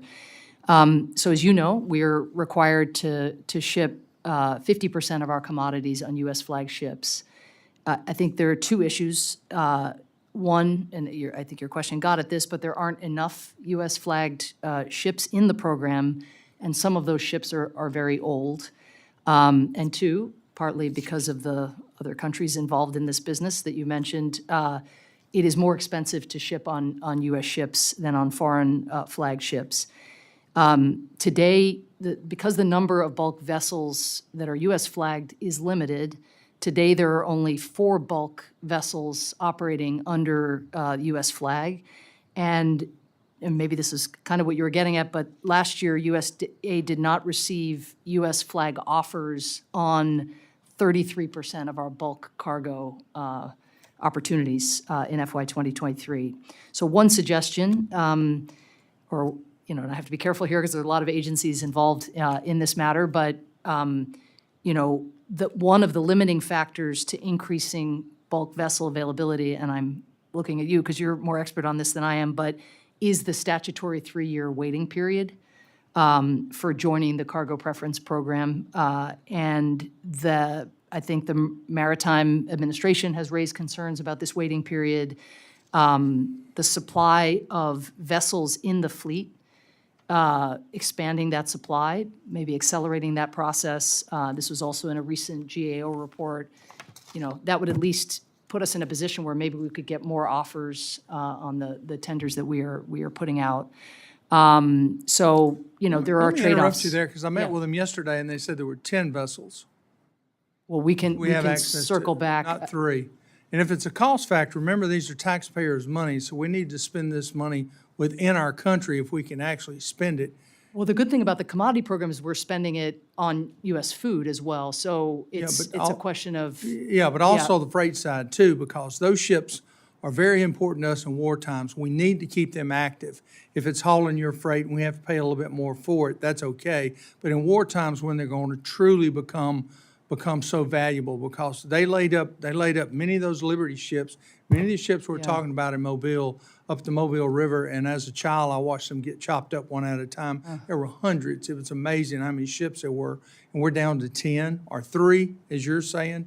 And I don't know where our numbers cross. I'm not was disputing yours. I'm just telling you what they're telling me it was, yesterday. yeah. So I'd love to follow up with your team. I mean, what I was told, because So is there any way we can make up that 30% we lost last year on this next year? In other words, shoot for an 80% versus 50? Well, I think we have the 50% floor. I think the availability of ships is going to make a difference as to where we land altogether. So if you're right that there's 10, then we need to make sure that the other 6 are actually, the 6 that exist are part of the cargo preference program. I think this issue that has just come to my attention about the waiting period might be something that we can look at together.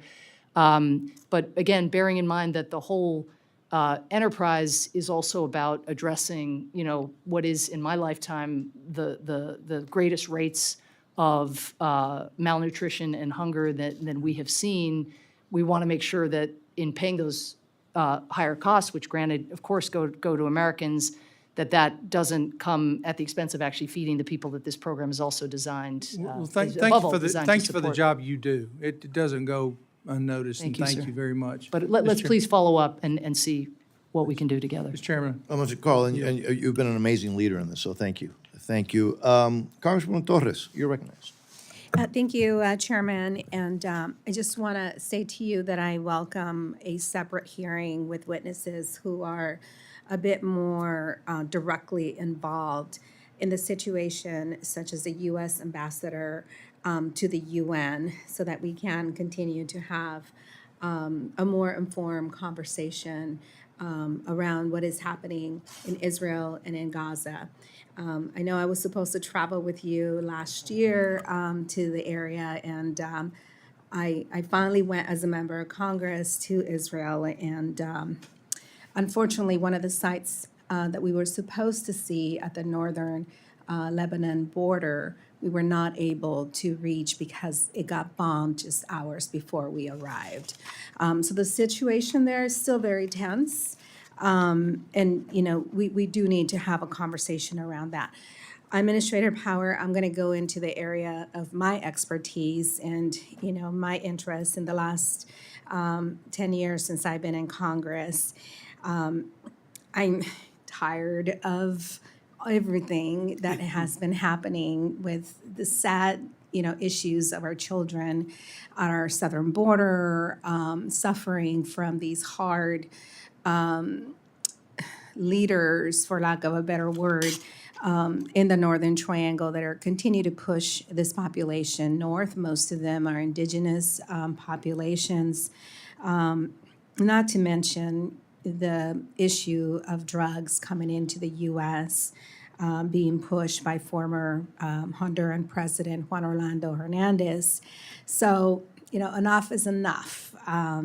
Where are the opportunities for true partnership in the region, and how will USAID ensure its programs in a Northern Triangle are effectively helping the people that we intend to help, which also includes working with nonprofit organizations directly in the region, that we are not telling them how to run their lives. I think that they know how to do that, and they know where to create opportunities for themselves. They just need an opportunity for support, not only from us, but from their own governments, most of all. Well, Congresswoman, thank you, and I was just with Ambassador Thomas Greenfield earlier. I'll tell her you're interested in hearing from her as well, and I know she's due up here, I think, in May. But I do hope that we can bring a field perspective as well, just on the basis of all of the partners that we are supporting on the ground who are doing such brave work in Gaza. I think you and I had the chance to travel to one of the opportunities, which is Guatemala, where in an upset victory that very few expected, a person who ran on a platform of fighting corruption and reforming the politics and the economy of the country was, because of the engagement of young people and indigenous people, was elected. And I think we have learned a lot from democratic backsliding over the last 20 years, not just in the hemisphere, but around the world. And one of the lessons that we've learned is the importance of taking advantage of democratic openings, because they are so fleeting and sadly increasingly rare. So what we have sought to do is, as you know, work with the Arevalo team in transition, very specifically on the anti-corruption agenda that he has brought forward. We've heard from the private sector in the U.S. their excitement about engaging in Guatemala. I think the Vice President's initiative, the Partnership for Central America, has shown the return on the administration and the Congress's engagement with American companies to look at Northern Central America. I have like 50 seconds. I'm going to stop you for a minute. Sorry. Just to include that I hope that we can find those same type of opportunities in Honduras. You know, there's been a lot of developments in recent months in Honduras, and I think that that is another area that we are seeing backsliding, and we cannot take our attention from the region. In the last 25 seconds that I have, I want to chime in on my great concern for Sudan and South Sudan. I was there 2 years ago at the onset of the the Russian war on Ukraine. Most of that grain was locked up and couldn't leave the region. I think I was texting you and everyone else that I could while in the region. I've never seen babies. I at the time, I had a 1-year-old grandson, and I saw a 5-year-old there that looked the same size as my grandson. And it was heartbreaking as a grandma. I don't want to see that either. So the rainy season is coming again. No one is talking about how do we do airlifts. I know the Mongolian government, when I was there, was present in providing some security to the women in the region and providing some food assistance, deliveries. So I hope to be able to get an update, a longer update from your office as to what more can we do from the committee to focus our attention on that. I'd just say one thing in brief, which is first to thank Congresswoman Lee for, I think, traveling with Senator Booker and Congresswoman Jacobs to the Sudan-Chad border. And others, I think it was Congresswoman Frankel mentioned the paucity of attention to the food conditions in Sudan, which, as we've discussed, are horrific. There are also nearly, I mean, again, you're better to speak to this more recently than me, but I was there last year, nearly 1 million refugees from Sudan and Chad. And that makes Chad the 5th largest refugee hosting country in the world, but it has nothing to fall back on to house those people. And those are the lucky ones who got out of Darfur and got across the border. So Chad itself is facing a state of emergency for food insecurity, and now these communities are being asked to welcome people coming across. So it brings us back again to the importance of the National Security Supplemental, the fact that that is a misnomer, and that we would just ask the House to put us in a position at least to have the same resources we had last year, even though needs are spiraling, instead of having a 40% cut. Thank you. Mr. Turner, you're recognized, sir. Thank you, Mr. Chairman. Thank you, Administrator Power, for being here today. Malnutrition is the #1 cause of child deaths globally and is responsible for 3 million child deaths annually. The deadliest form of malnutrition, known as wasting, when the body becomes so starved of nutrients that it begins to consume itself, is responsible for 1 million child deaths each year. For children suffering from wasting, ordinary food alone is not enough to bring them back in many cases. Although life-saving solutions exist, historically, less than 1 in 4 wasted children have access to treatment. Without treatment, many of them will die. Ready-to-use therapeutic food, which the ranking member of the full committee mentioned in her opening statement, or RUTF, a simple medical food paste made of peanuts, powdered milk, vegetable oils, soy, sugar, and multivitamins, is the global standard treatment for severe wasting. Over a 6-week term of treatment with RUTF, children are able to gain weight and be brought back from the edge of death.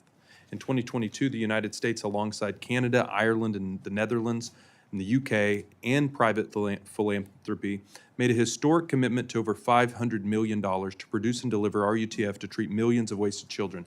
This U.S. leadership increased global RUTF coverage rates in 2023 by over 40%. And for the first time in history, a majority of the world's severely malnourished children had access to these simple life-saving products. So, Administrator, with the remarkable success we've seen over the last 18 months, substantially increasing treatment coverage for millions of children, can you please update us on USAID's plan to maintain scaled-up procurement of American-made RUTF, and tell us what you need from Congress to continue these critical life-saving efforts? Thank you, and thank you for referencing the effort that we made to leverage what were called the Ukraine supplementals, but because of the flexibility and the humanity of people up here, they were actually written very broadly and had a profound impact on fighting malnutrition and food insecurity in the global south over the last 2 years. So by writing those supplementals broadly, we had additional resources. We then, as you said, made an announcement, issued a challenge that we would use some of those additional resources to make an unprecedented investment in the purchase of RUTF in order to provide that to World Food Program and UNICEF. And then we called on other countries to do the same, and they stepped up with several $100 million worth of commitment. We do not have anything comparable happening this year. The pipeline still from those investments is flowing, which is really important, and we are certainly making significant investments in our UTF for the reasons that you describe, and the reasons that we've been discussing about the number of places that have kids under 5 who need this miracle paste. And credit those American companies who have gotten into this business and are producing at scale.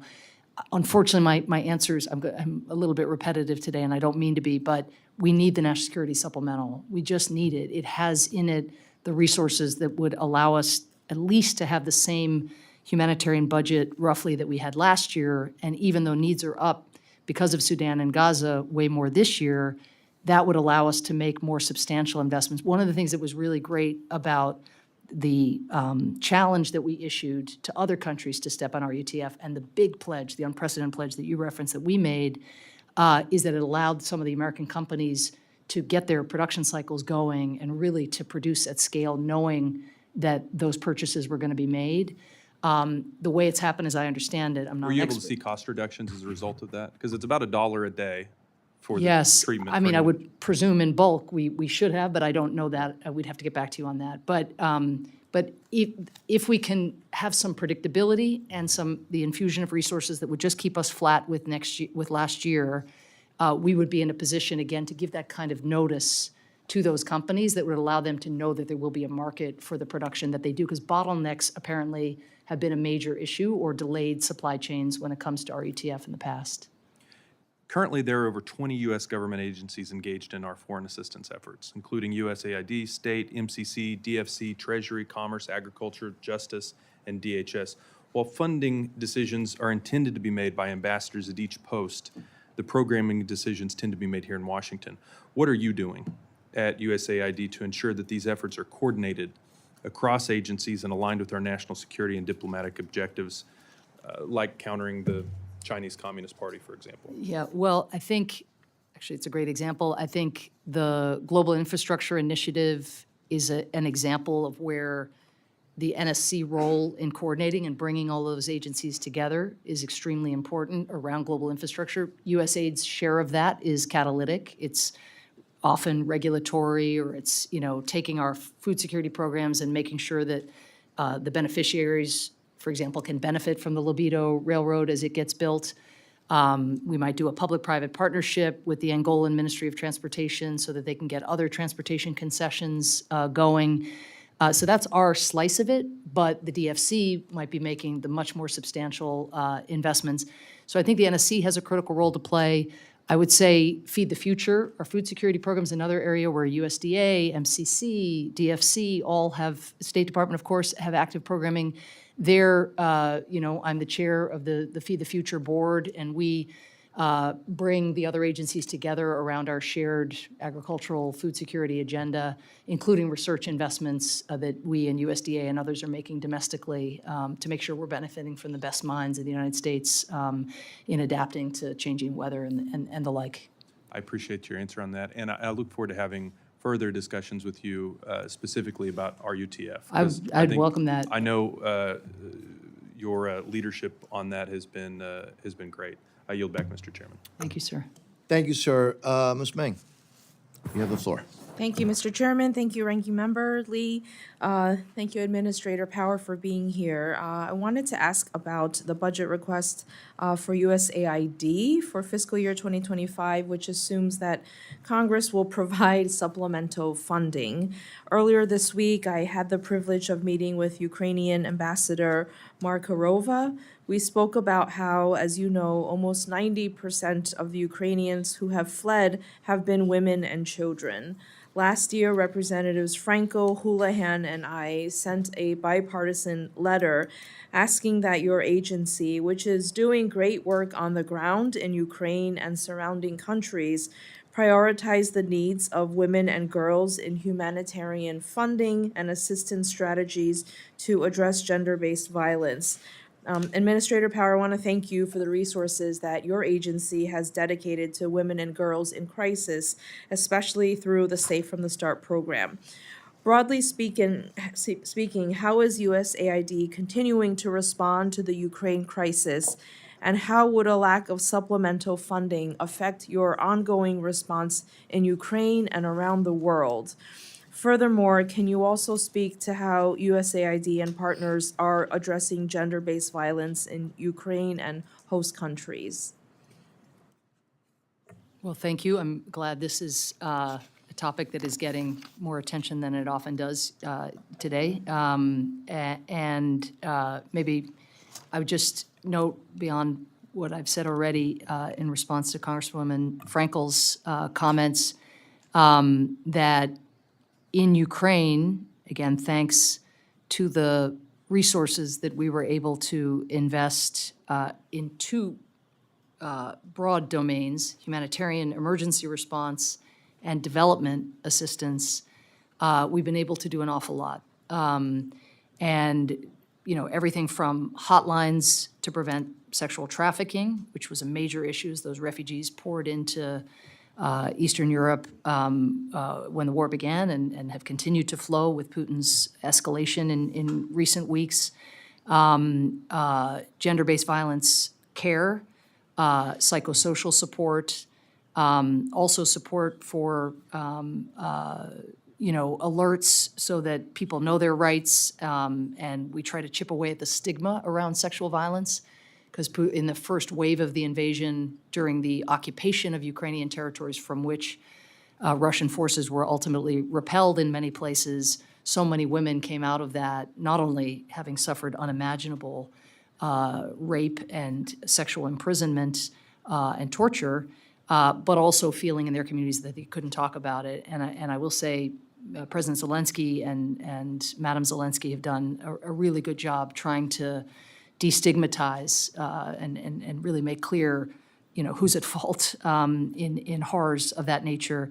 So, but you asked about the stakes of the supplemental, and all roads, on emergency response of this nature lead back to the $9 billion in the Senate passed national security supplemental, a package that passed with more than 20 Republican senators supporting it.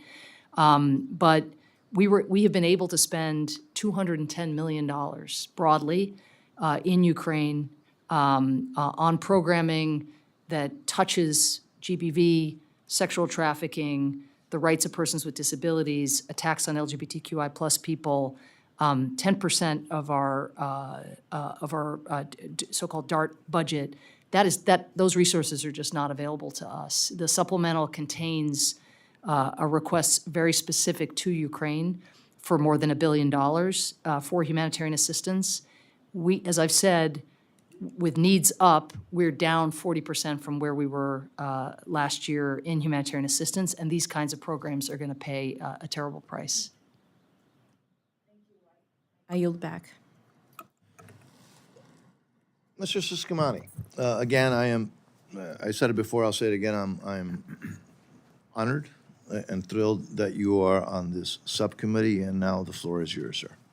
Thank you. Thanks, Mr. Chairman. Happy to be part of this committee for a lot of reasons. I'm very passionate about the issues here, very interested in learning more. Welcome, Administrator Power. Thank you for being here. But also, one of my predecessors, Jim Colby, served on this committee for a long time, and as chairman as well. So following in his footsteps is a great honor of mine. So thank you, Mr. Chairman. Now, Administrator Power, as the new guy here, I'm going to like to talk about an issue that is the forefront of what my constituents in Arizona are facing, and that's a migration crisis. And living at the border, in a border district, and now representing one in Congress, I understand the migration ebbs and flows. I'm an immigrant myself, so I understand it on a more personal basis than most. However, since the administration took office, it seems like every month one historic record is broken after another, and for the wrong reasons, the wrong way, basically, the wrong direction. What we're seeing now is not only a humanitarian crisis, but also an unsustainable long-term one of having a dire impact in our border communities in terms of the humanitarian impact of this crisis. I see in your budget request, you're requesting an 84% increase in targeted funding to address irregular migration. So knowing that USAID's request related to migration efforts is based, or at least partly in this case, on the assumption of how many migrants the administration expects to migrate, what kind of numbers are anticipated this year? With respect, that kind of question I think is better oriented toward CBP or toward DHS. What we're, Well, you're requesting the increase in funding here, which I'm in order assuming to is. prevent the migration, we're trying to prevent it and address root causes Okay. in the communities in question. I'm happy to elaborate, but go ahead. Sure, yes, please, that's my follow-up on that. So how, because what I'm trying to, Yeah. reason here or come to a conclusion is, if there's an increase in this, that means that we're maybe expecting a higher number, or you're preparing for a higher number. And if that's the case, what are you preparing for? Or the increased funding, you're trying to maybe stop it or redirect it?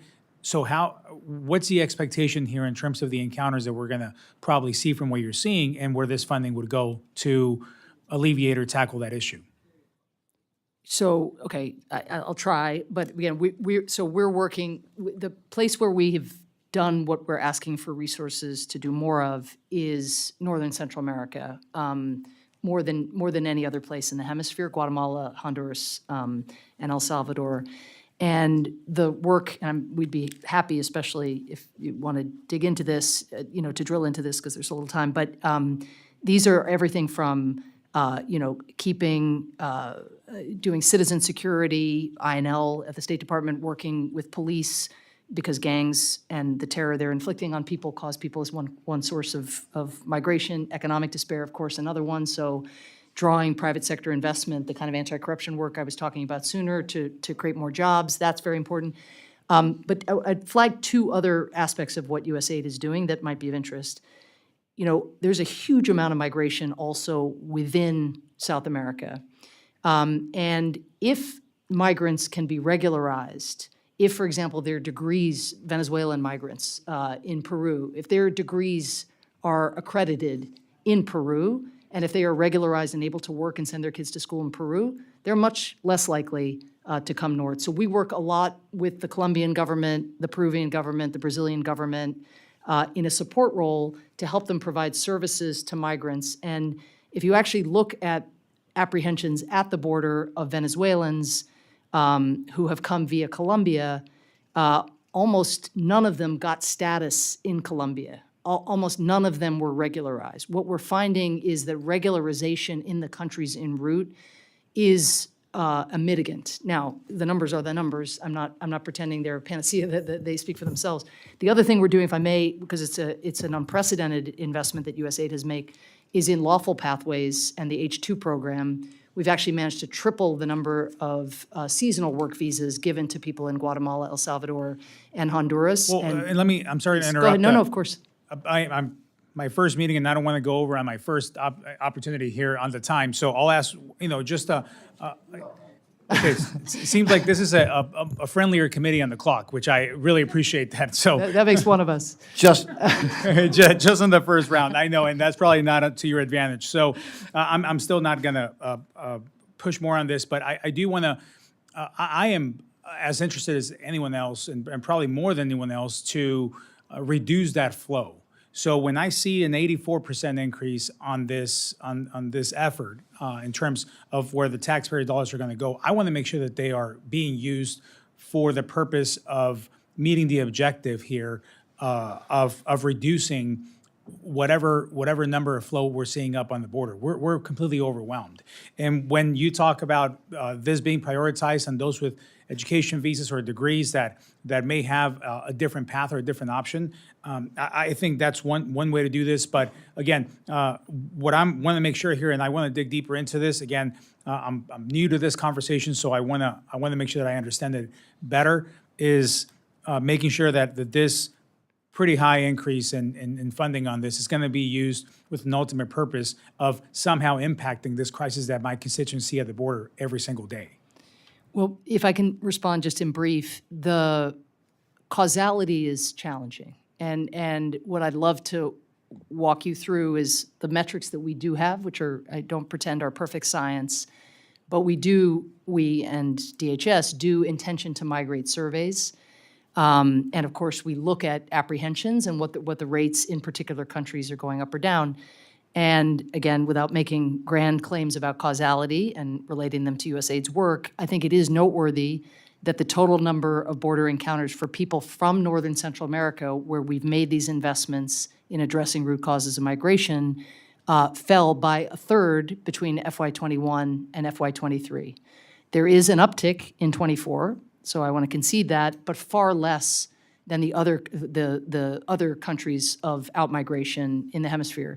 So that's at least worth looking at. And I think if you look at the H2 program, what we see is when people, throw their hat in the ring to be eligible to work on an American farm or in the hospitality business or in landscaping or whatever, their intentions to migrate plummet as well. They put themselves in the mix to try to get access to a lawful pathway, because that's the best of all worlds for them, because as you know well, so many would much prefer to stay in their home community and have livelihoods and safety. And the H2 program really, and H2A is uncapped, and I think there's a lot more potential to go to countries of high outmigration and to grow that program further. And we have established proof of concept, as Congresswoman Torres saw in Guatemala on our visit, that small investments in the labor ministries in advertising these programs and in the vetting to make sure that American companies are getting what they need have outsized benefits. But to scale it to address the large migration numbers, that's going to take time. Would love to dig deeper with on that issue with you. Mr. Chairman, thank you for indulging me a little more time. No, on the contrary, Mr. Siscotti, so the ranking member and I were talking about, and if we'll do a second round. Thank you also. We purposely have left it very open so that we could get these discussions going. But in the second round, what we're going to do is we're going to hold it to 4 minutes, and we're going to keep people to 4 minutes. So everybody is pre-warned, forewarned, and I'll try to do that myself. So we'll start the clock even with me if we may. Madam Administrator, nobody truly believes that in the near future, the entire world will be predominantly using coal plants to generate most, if not all of its electricity. I think that's a given. That's not going to be the case. So I'm actually confused about USAID's using what is an outdated extreme emission scenario called this RCP 8.5. In your modeling that overstates the likelihood of extreme weather events in 100 years, including on relying on assumptions such as that the predominant use of coal for electricity is that the coal is going to be the predominant use for electricity generation globally. And again, so it really begs the question: how many other USAID programs are compromised by what are really discredited and outdated climate assumptions? You and I have had some conversations, and I'm greatly appreciative of, as I mentioned before, that you've always been very open. Look, for example, my deep concerns about the direction this administration has taken on the Power Africa program, seeking to meet the administration's climate change commitments at the expense of Africa's need for large-scale industrial power generation, which, by the way, then keeps poor Africans, literally in the dark, which is hard to understand. So is USAID using these outdated and, frankly, if it wasn't so sad, laughable climate models to justify a carbon-free shift in Power Africa? Stipulate we are not using laughable models, but I think that the all-of-the-above approach that we take does emphasize, there's been a lot of stress today on value for money and cost effectiveness. We are very interested in helping communities and countries electrify with least cost energy sector planning. And that doesn't rule out, for example, something you and I have had an exchange on in the past, the use of natural gas, if that's needed to stabilize energy sources. But we are compliant with the Electrify Africa Act. We are taking our cues from the market and where we can get best buy. A lot of the communities in Africa, because you mentioned Power Africa, aren't soon going to be able to connect to national grids. And so if you want to do pop-up electricity at a rural health clinic, often solar is the best way, to put yourself in a position to do off-grid electrification. But please rest assured that energy poverty is something that is the driving imperative of ending energy poverty. And the fact that 200 million people, thanks to Power Africa, have either first-time access to electricity or improved access to electricity because of Power Africa, I think speaks to our ability to use quite modest resources if you think about the good that is done and the collateral benefits to development of having electricity. You can see that we are in fact, again, pursuing all tools, but as the price of solar and wind have come way down, the demand signals that we get definitely take us in those directions in many communities. And again, I will continue to work with you on that. You know, we all know, as you know, that under any scenario, even outdated ones, Africa's emissions have no measurable impact at all on the climate. But I'm almost Cost has, cost is something that matters a great deal. It does, absolutely, absolutely. So you saw that, Madam Ranking Member? 4 seconds under my time.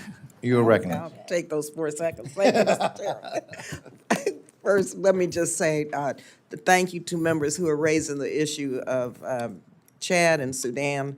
When I was there, I was reminded that in Chad's one of the poorest countries in the world, first of all. Secondly, that the last congressional delegation which visited Chad was, I believe, in 2009, 2010. So I would encourage members as we put together CODELs to visit Chad, because when you look at what's taking place and how Chad is taking care of these refugees, it's a lessons learned. 70% are women and children coming from Sudan, fleeing violence. The men are being slaughtered as they attempt to leave. And in fact, we're talking about people, and I visited Darfur many times in the early 2000s. Some of these refugees were children in Darfur in a refugee camp who are now have fled to Chad in a refugee camp. So it's a disaster of unspeakable proportions. So I hope the press picks up this and reports more on what is taking place in Sudan and Chad, and encourage not only the humanitarian assistance, but push harder for a diplomatic resolve and a ceasefire. On the Caribbean, Madam Ambassador, you know, we've been pushing hard to create a better partnership with the people of the Caribbean. How do we better demonstrate that the United States values their partnership? I also was recently down in the Caribbean, and believe you me, China is, as you know, everywhere in the Caribbean. And many of the countries, most of the countries are designated as middle-income countries when we know that they're very poor for the most part. The climate crisis is wreaking havoc on the islands. There are barriers to assistance and financing to better combat the effects of climate. And so the $12 million that we set aside recently to promote more inclusive growth in the Caribbean, wonder how that's working. Have we engaged a little bit more? Have we engaged more with people of the Caribbean and governments of the Caribbean? And finally, I'll just say there's one ambassador in Barbados who has, I believe he has 6 or 7 islands with no airplane. Has to fly it to Miami or New York, USAID. I mean, so what kind of message does that send in terms of importance of these small island nations who are great partners for the United States, but who we still haven't seen as valued appropriately? Well, I mean, you've been on this case for many, many years. I always hesitate to look back and see just how long you've been pushing us in a direction, but I hope you see that it's really making a difference. I mean, it is the way this administration has engaged the Caribbean, I think, is unlike any that I have seen, including Vice President Harris's engagement with CARICOM, our diplomats' most recent engagement with CARICOM diplomatically around Haiti and transition. But in terms of resources where you've placed a lot of emphasis, USAID has expanded our footprint, something you've been asking for a long time, to 2 new field offices in Suriname and Trinidad and Tobago. At FY21, we were at just 18 million for, again, countries and communities with great needs. We're up in FY23, we're up to about 45 million. It's, again, very small compared to the work we could be doing in economic growth, in health, in disease surveillance and the like. What I find exciting, and this gets to, again, this larger culture of leveraging that we're building, is small investments that USAID is making to unlock greater pools of resources. So we supported the establishment of the Blue-Green Bank with the government of Barbados.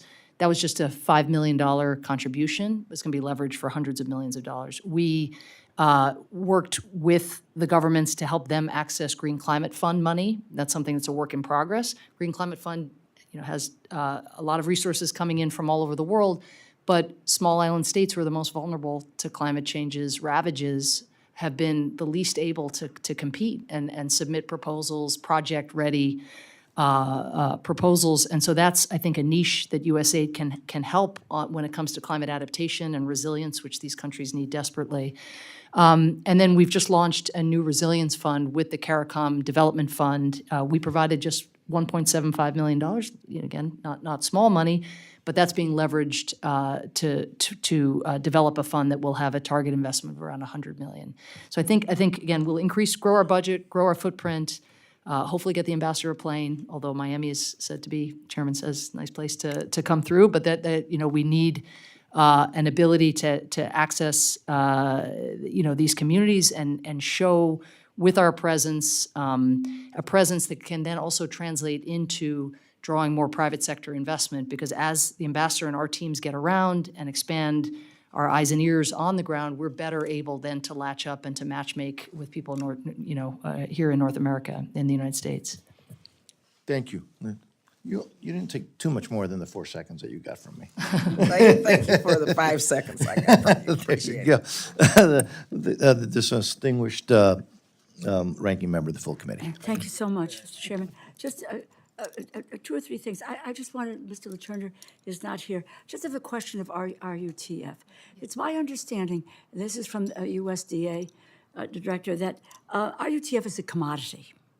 And I don't know if you've had any conversations with Secretary Vilsack about the use of the CCC, the Commodity Credit Corporation, for the use of funds for RUTF. Again, it is a commodity, so labeled, so it falls within their jurisdiction. The other piece is the use of Title II.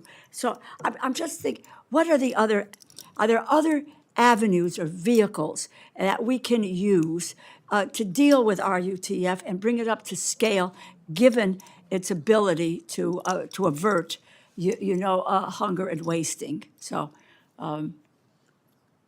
On the CCC, Yeah. I will take that. I think, we're incredibly grateful to American farmers for stepping up, and to Secretary Vilsack and his team for stepping up in this way. We are working aggressively to try to, because of the lead time that is needed to get food from here to communities in Yemen, in Ethiopia, right. in Somalia, in Gaza, who are facing needs in the here and now. We're hoping, again, to accelerate efforts to get that food out in the world. I think it's a really interesting idea. Yeah, I don't know what already is in the pipeline from USDA. We're the distributors out in the world, and USDA is the procurer of those resources, so it's something I can follow up with Secretary Vilsack. And with Title II as well. Yeah. Yeah. On that, I'm not going to come back to the supplemental again, but I get it. You don't have to. but I think Please. and it's yes. I'm not sure exactly how to be responsive to that part of your question, but Okay. Quickly, I know, and I have to reflect that the budget for this year is just 3 weeks old here. That was just 3 weeks ago. We got a budget, but in the language we agreed to in conference, and I just want to put this on your radar again. We've talked about this, the tracking of funding for children and youth, and what we talked about is looking at benefiting infants and other children under school age, and the language talks about not later than 90 days after the date of enactment, you would submit a report to the appropriate committees on steps taken to improve the tracking and the disaggregation of funding that benefits children and youth, primarily, secondary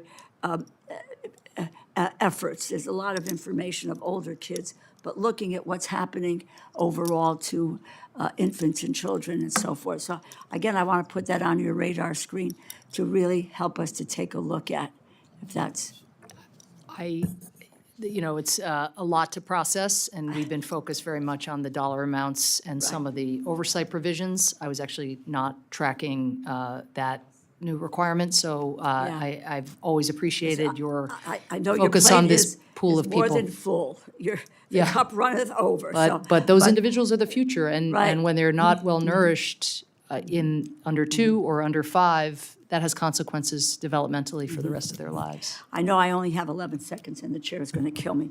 But there was a report, and I think, and we can talk about this offline, the 2023 Annual Employee Survey within USAID. And I know that you're dealing with looking for more personnel as well. But my understanding, and I want to talk to you offline, is that there's a question within the workforce about communication from management, about their input into decision-making, and we're looking at decreased rates of employee satisfaction. I just say that to you, and in terms of looking at diversity, equity, inclusion, et cetera. A serious issue, which I would look forward to talking with you about, because there are staffing challenges, and how can we deal with that programmatically? Because obviously, especially for the portfolio that you have, you got to have folks who feel they're supported, they're valued, and that every ounce of their fiber is focused on the mission that you're all entrusted with. Well, let me just say a couple things briefly. First of all, I can't tell you how much it means to the team when I come and do these hearings, as I've done this week, and so many members from both sides of the aisle emphasize the great work that USAID is doing. You would think that maybe these are just idle comments that fall by the wayside, but the number of times they get played back and the number of people who are actually listening and hearing this in a bipartisan way, it just it means a great deal. And I also just feel so privileged that I've had the chance to come back into public service and work with these people who are just extraordinary and innovators. I mean, every day USAID's toolkit to address the world's biggest challenges gets bigger because they're experimenting and they're iterating and they're curious and they're listening and they're trying to work with more local partners. I'm grateful that in a very tough FY24 budget, that while everything is cut, that operating expenses were cut the least. I think it's around a 3% cut. It's, again, it would be really much better if there were no cut there. You're right about morale. We look at those surveys really, really carefully. My best understanding, but very much open to feedback, is our program budget has grown over recent years, I think the last 5 years, by 68% because of the needs of the world, and our operating expenses have grown by 27%. I talked earlier about contracting officers and what they are subjected to in terms of their workload relative to that of their DoD counterpart. I think it's almost 4 to 1 how much money a USAID contracting officer is processing versus their DoD counterpart. We're trying to address that, but I do think building a more representative and diverse workforce, we've made great strides on. Had a lot of conversations with many of you about that, but we need to right-size our workforce and also make sure that they have the skills, as AI and technology, private sector partnership, climate adaptation, whatever the disagreements about climate change, which I hope we can get past. Nobody disagrees that most of the countries in which we work are, agriculturally especially, getting ravaged by the effects of hotter weather. And so the skill set for our teams, making them feel like they have the confidence to go out there and again, build the multi-sectoral partnerships that are needed to solve these problems. I think the world is affecting the state of morale, probably for many of you, and certainly at USAID, people come because they want to change the world. They want to make the world better. Administrator, I am gonna, He's going to cut me off. Yeah. But Yeah, you yeah. can't do more with less. And I thank you. I beg your no, indulgence. Thank you. I hate cutting off Oh, we the can do full more with committee more. ranking member. You I can hate do doing that. more with more. We can definitely do a Yeah. lot more with more. But every family in the United States and every business has to also understand that we have a fiscal responsibility. We have a debt that's unsustainable. We have to do better, and we should be doing better we need to do more. We can't ask the American people to do more with less, and then the federal government continue to do less with more. But anyways, everybody has been very generous. We've gone a little bit over the time. Mr. Siscomani, you are recognized. Gosh, the only thing keeping everybody here is the new guy. Why don't I just go right to it real quick here? I just came back from Israel on Monday. An amazing one, just a great opportunity in so many ways. You can't summarize it in just even an hour conversation, even less than just a few minutes. So you can imagine all that I learned and the sites that I visited. One of the things that were discussed, obviously, is the aid to the war zone on the Gaza Strip side of things. So when we look at the aid that is not reaching the civilian population there, what have you seen as the reason for that? Where is it being stopped? Is any of this going to actually part of the Hamas militia in terms of intercepting this? I want to learn more about, from your perspective, what's happening there.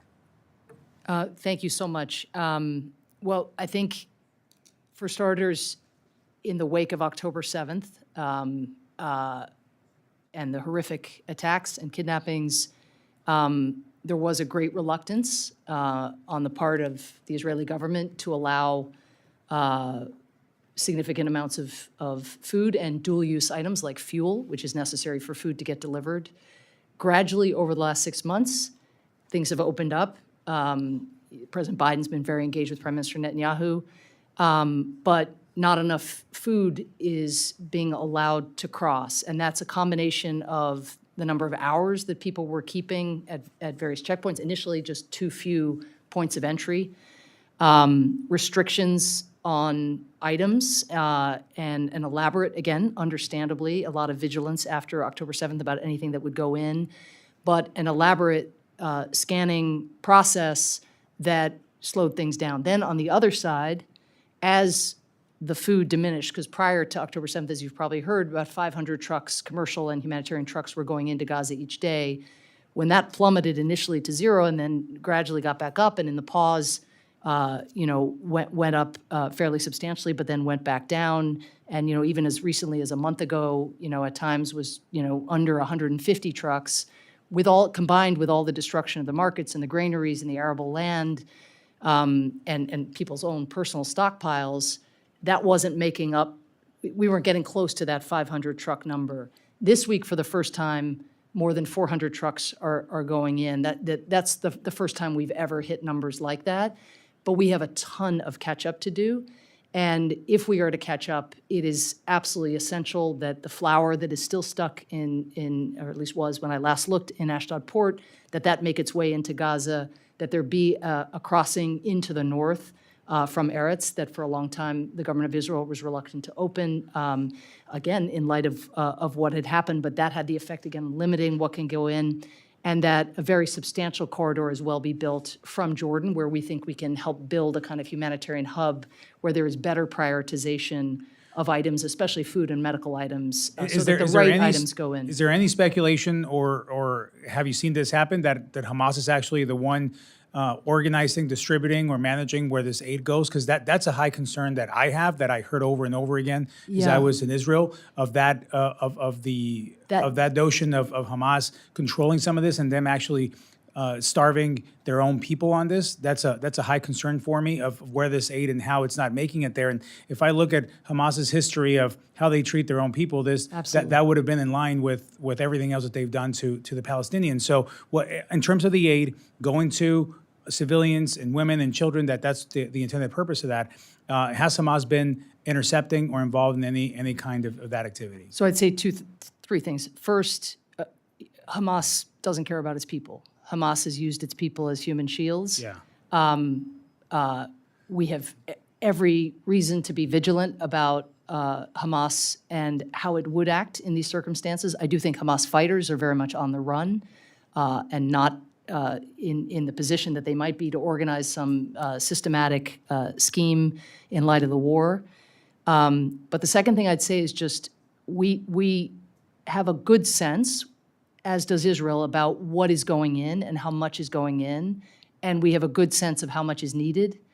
And there is a huge gap between what is needed and what is actually crossing the border from Israel into the Gaza Strip. So and the third thing I would say is that we do not have reports, and we're not just working willy-nilly with new partners. We're drawing on established relationships with the World Food Program, with UNICEF, with Save the Children, with the International Medical Corps, and we are not getting those reports of Hamas-directed diversion or absconding. There have been lootings, when particularly because the shortages are so great in the north, it's been very hard for some of the convoys even to move through civilians who are so desperate. They're so afraid that the convoy is going to be the last one that they see, that they, are grabbing what they can and stopping trucks in harm's way. We are hopeful if we can continue to get the number of trucks way up even beyond where we are this week, that you will start to see more of a regularization. But that also requires aid workers and civilians being safe to access humanitarian supplies. So that also requires a much better deconfliction system than the one that has been in place so far. But we're happy to go into the details of what we know and then also where our information gaps are. But we're in very close touch with COGAT and with the IDF to hear from them. When if they have reports of things that are concerning them, they come right to the United States, given that we are one of the largest providers. Thank you. Chairman, I yield back. Thank you, sir. Ms. Frankel, Thank you. they did call votes, but we've actually, well, I'm believe it or gonna not, be- no, believe I'm it or gonna not, keep my even though we've had all format. this Okay. flexibility, Well, the timing is working out, so you are recognized. Mr. Chair, I can't leave here without my three my's. I was wondering when they were coming. Okay, so I just want to advocate, you've heard this before, for the women of the world to have full access to the health care they need, to make their own reproductive decisions. And I know there is an issue that we can agree on, Mr. Chair, even though we don't agree on abortion. And that is combating female genital mutilation. The statistics are shocking. I've read all different ones, but it's believed that there could be up to 230 million women survivors right now, and that another 60 million in the next 15 years. And so, I know we all agree it's a cruel practice. It has lots of consequences, physical and emotional. So, Madam Administrator, can you tell us what we can do to help you? Because I know that USAID does not like this practice either. But what can Congress do to help you combat female genital mutilation? Well, let me just say that notwithstanding all of the awareness raising and resourcing of program that you personally and that Congress has done, we saw UNICEF's report, and I'm sure you saw this as well, that the 230 million that you cite is a 30 million person girl increase over the last 8 years. Now, that is primarily due to population growth, but that's a little consolation to every one of those girls and young women. So the pace of decline is apparently going to have to increase 27 times, the pace of decline in terms of normative advances and enforcement of laws that are on the books, if we are to end this practice, as had been our hope by 2030. I would also note the Gambia right now, which is contemplating repealing the ban. So talk about going backwards, and that is just heartbreaking to contemplate. So, we are seeing leadership by clerics, faith leaders, communities, but often the loudest voices are coming from elsewhere. So, I think it's important, the funding and the resources that you have provided for this vital cause. Our work, I think UNICEF is doing a great job in the countries in which it is working.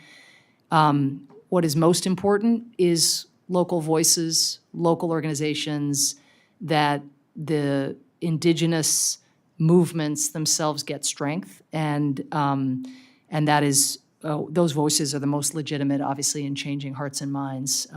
So I think, again, recent news is a wake-up call that, as is the new UNICEF study, that there's more that has to be done. But really thinking, where is the leadership going to come from within the countries in which these populations are growing, and the practice is, because of those growing populations, spreading, notwithstanding sometimes laws on the books. So that's behind-the-scenes diplomacy, and it's resources for organizations risking a lot to lead on these questions. Thank you, and thank you very much. And Mr. Chair, I hope that as we get through this budget process here, that we can take some time, maybe have a hearing we talked about on sexual violence against women, including this practice and including this as tools of war. We could have a hearing at some point. Let me first thank you for your leadership on this, and we'll obviously work together and figure out if we can find the time and everything else, because it is a hugely important issue. So, obviously, members may submit additional questions for the record. Madam Administrator, let me thank you for your time. As you can see, and purposely, and again, you've also been very generous with your time. There's so much interest in these issues. And as you can see, if we allowed it, we would still be here for the next 2 or 3 hours. And thank you for your patience. Thank you for allowing the chair to have this flexibility with the members. With that, this concludes today's hearing, and so the Subcommittee on Foreign Operations and Related Programs stands adjourned.